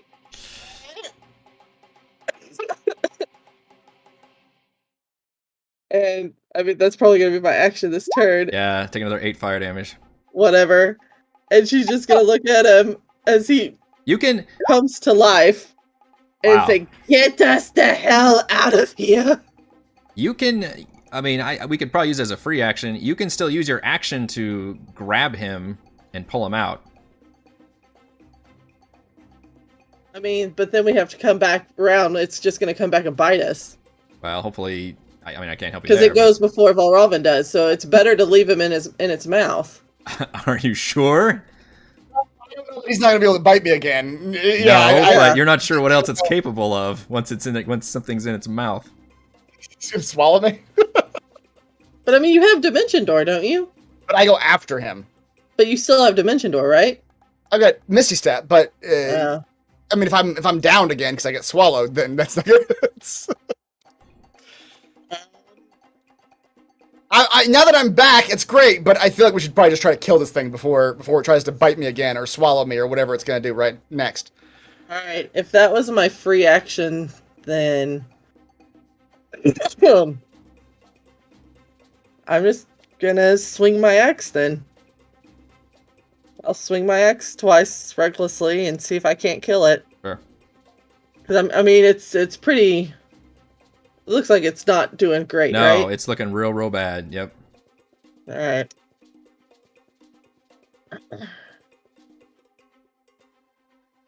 Yeah. All right. Oh shit! Look at that! We'll have that roll over on top of the next one. I want to leave it at 20 for now, but that'll definitely roll over. Good time for a crit. Damn. Yeah, It is horrible damage. not the best. 20 Crits for are that one. funny, but he does the crit thing, right? It on does him? do the crit thing. You're right. Yeah. Whatever that is. Yep. I guess make a con save. And it withstands it. It's fine. Almost another crit. Roll a Wow. 20 to 19. Another 15 damage.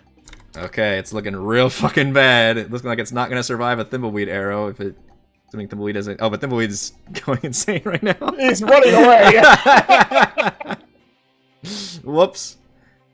Oh, man. Yeah, that's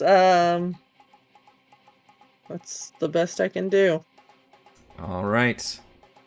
Does it hit me with its little fire thing again? Oh, it sure does. Sorry. Thank you. Twice, in fact. Oh, ow. 16 and 9 fire damage. Okay, so with one of those, I'm going to use my reaction to the damage it gave me. Okay. And have my Charlatan crown go off that I always forget to use. We're going to just hope that I don't go crazy. I think the crown takes your reaction. It does. That's what I said. I was going to use my reaction. Gotcha.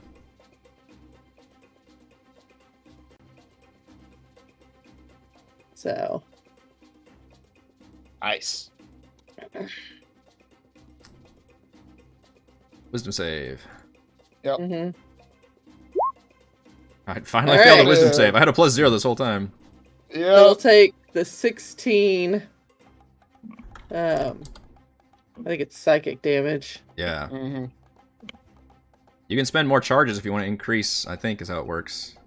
Is that how it works? Yeah. Oh, 1d10 per charge. Yeah. How many charges do I have? Oh, charges equal your proficiency bonus. There you go. Yeah.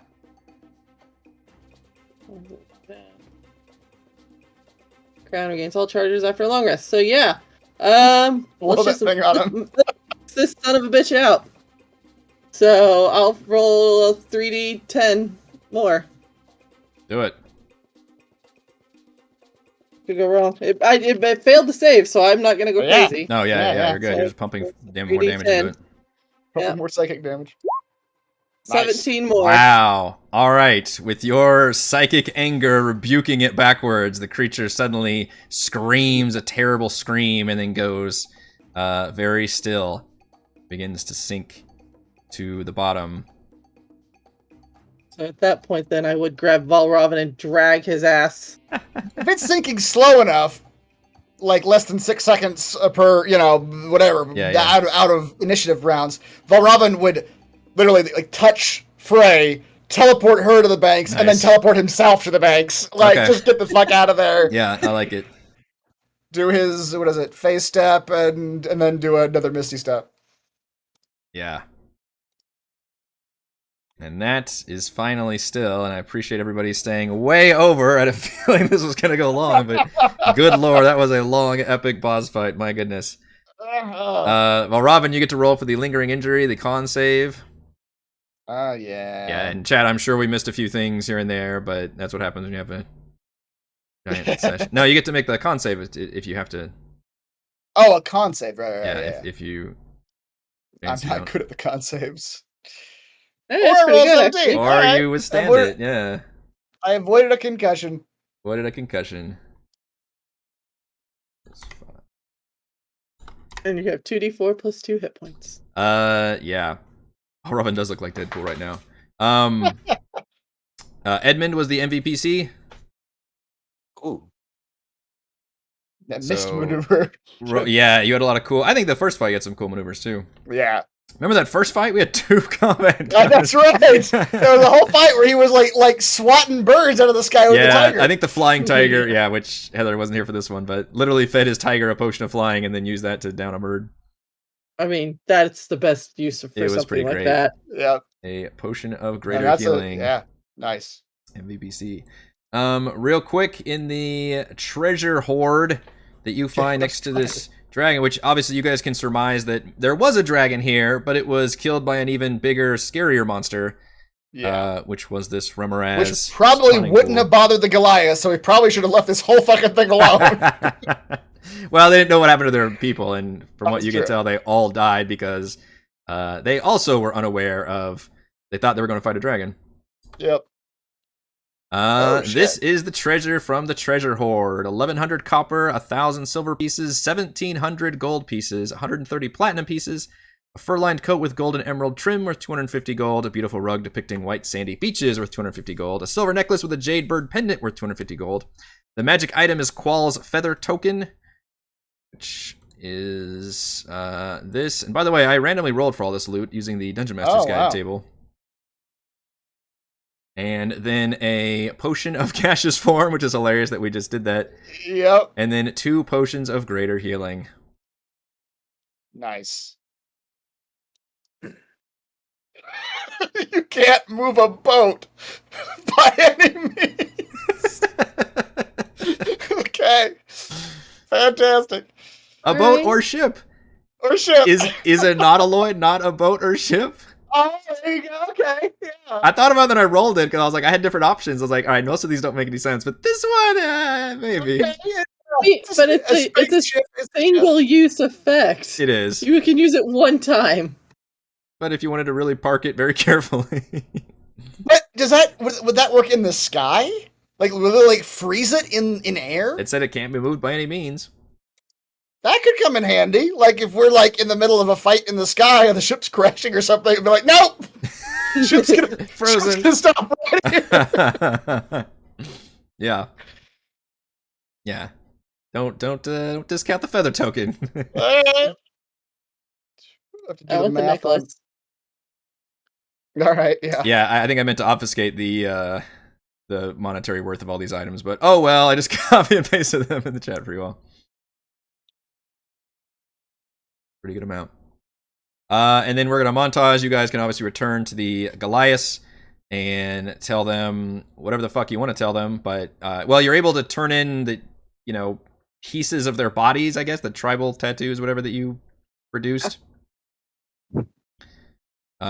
Right. The Yeah, proof which of their he's very upset about, but very satisfied and very respectful that you all took down such a monstrous creature. And mentions that they will sing the praises of your people and tell the stories of this great beastly hunt. And they have agreed to a parley with the other Goliaths in a great kind of winter game spectacle that I think Edmund was suggesting, or Frey or somebody. I kind of forget at this point. right. I believe we can talk more about that next time, but I think this pretty much wraps up this quest log. This quest chain, and that will, I think, do it for this week's Rime of the Frostmaiden. By the way, no session next week. To all of you watching, I'm on vacation. That would be the 12th. We're going to return on. So you got a supersized episode this week. So there you go. Right. I'll return on the 19th. However, the Patreon D&D game that we ran last week will go up next week. So you'll be able to check that out. All right, so that will do it for this week's session of Rime of the Frostmaiden. Thank you to Chris, Heather, Rochelle, Raymond, and Reese for playing. Thank you to all the wonderful fans for watching, and thank you to the patrons. Shout out to Platinum patrons, Joe, Will, Thomas, Adam, Stan, William, I'm Loud, Brandon, Genocider, David, Eclectic, Roleplayer, Roll, Christopher, Brian, William, and David. And gold patrons, RPG, Papercrafts, Pretty Boy, and Yuma, Marcus, Dead Lizard Lounge, Sam, Lumpy Spuds, Jerome, Nathan, Fasica, Tortoise, Scott, Humanoid, Size, Sphincters, and Stephanie. Thank you all very much for your support. Live streaming our D&D adventures every week, and we'll see you in 2 weeks. See you then. Yeah. Bye. And I will be setting up the giveaway soon, which is awkward because it's gonna run. I'll have it run throughout tomorrow also. But I'm so glad we hit it. That's awesome. We will literally be doing the giveaway for the adventure that this one is based on. For a DM's Guild product. Right.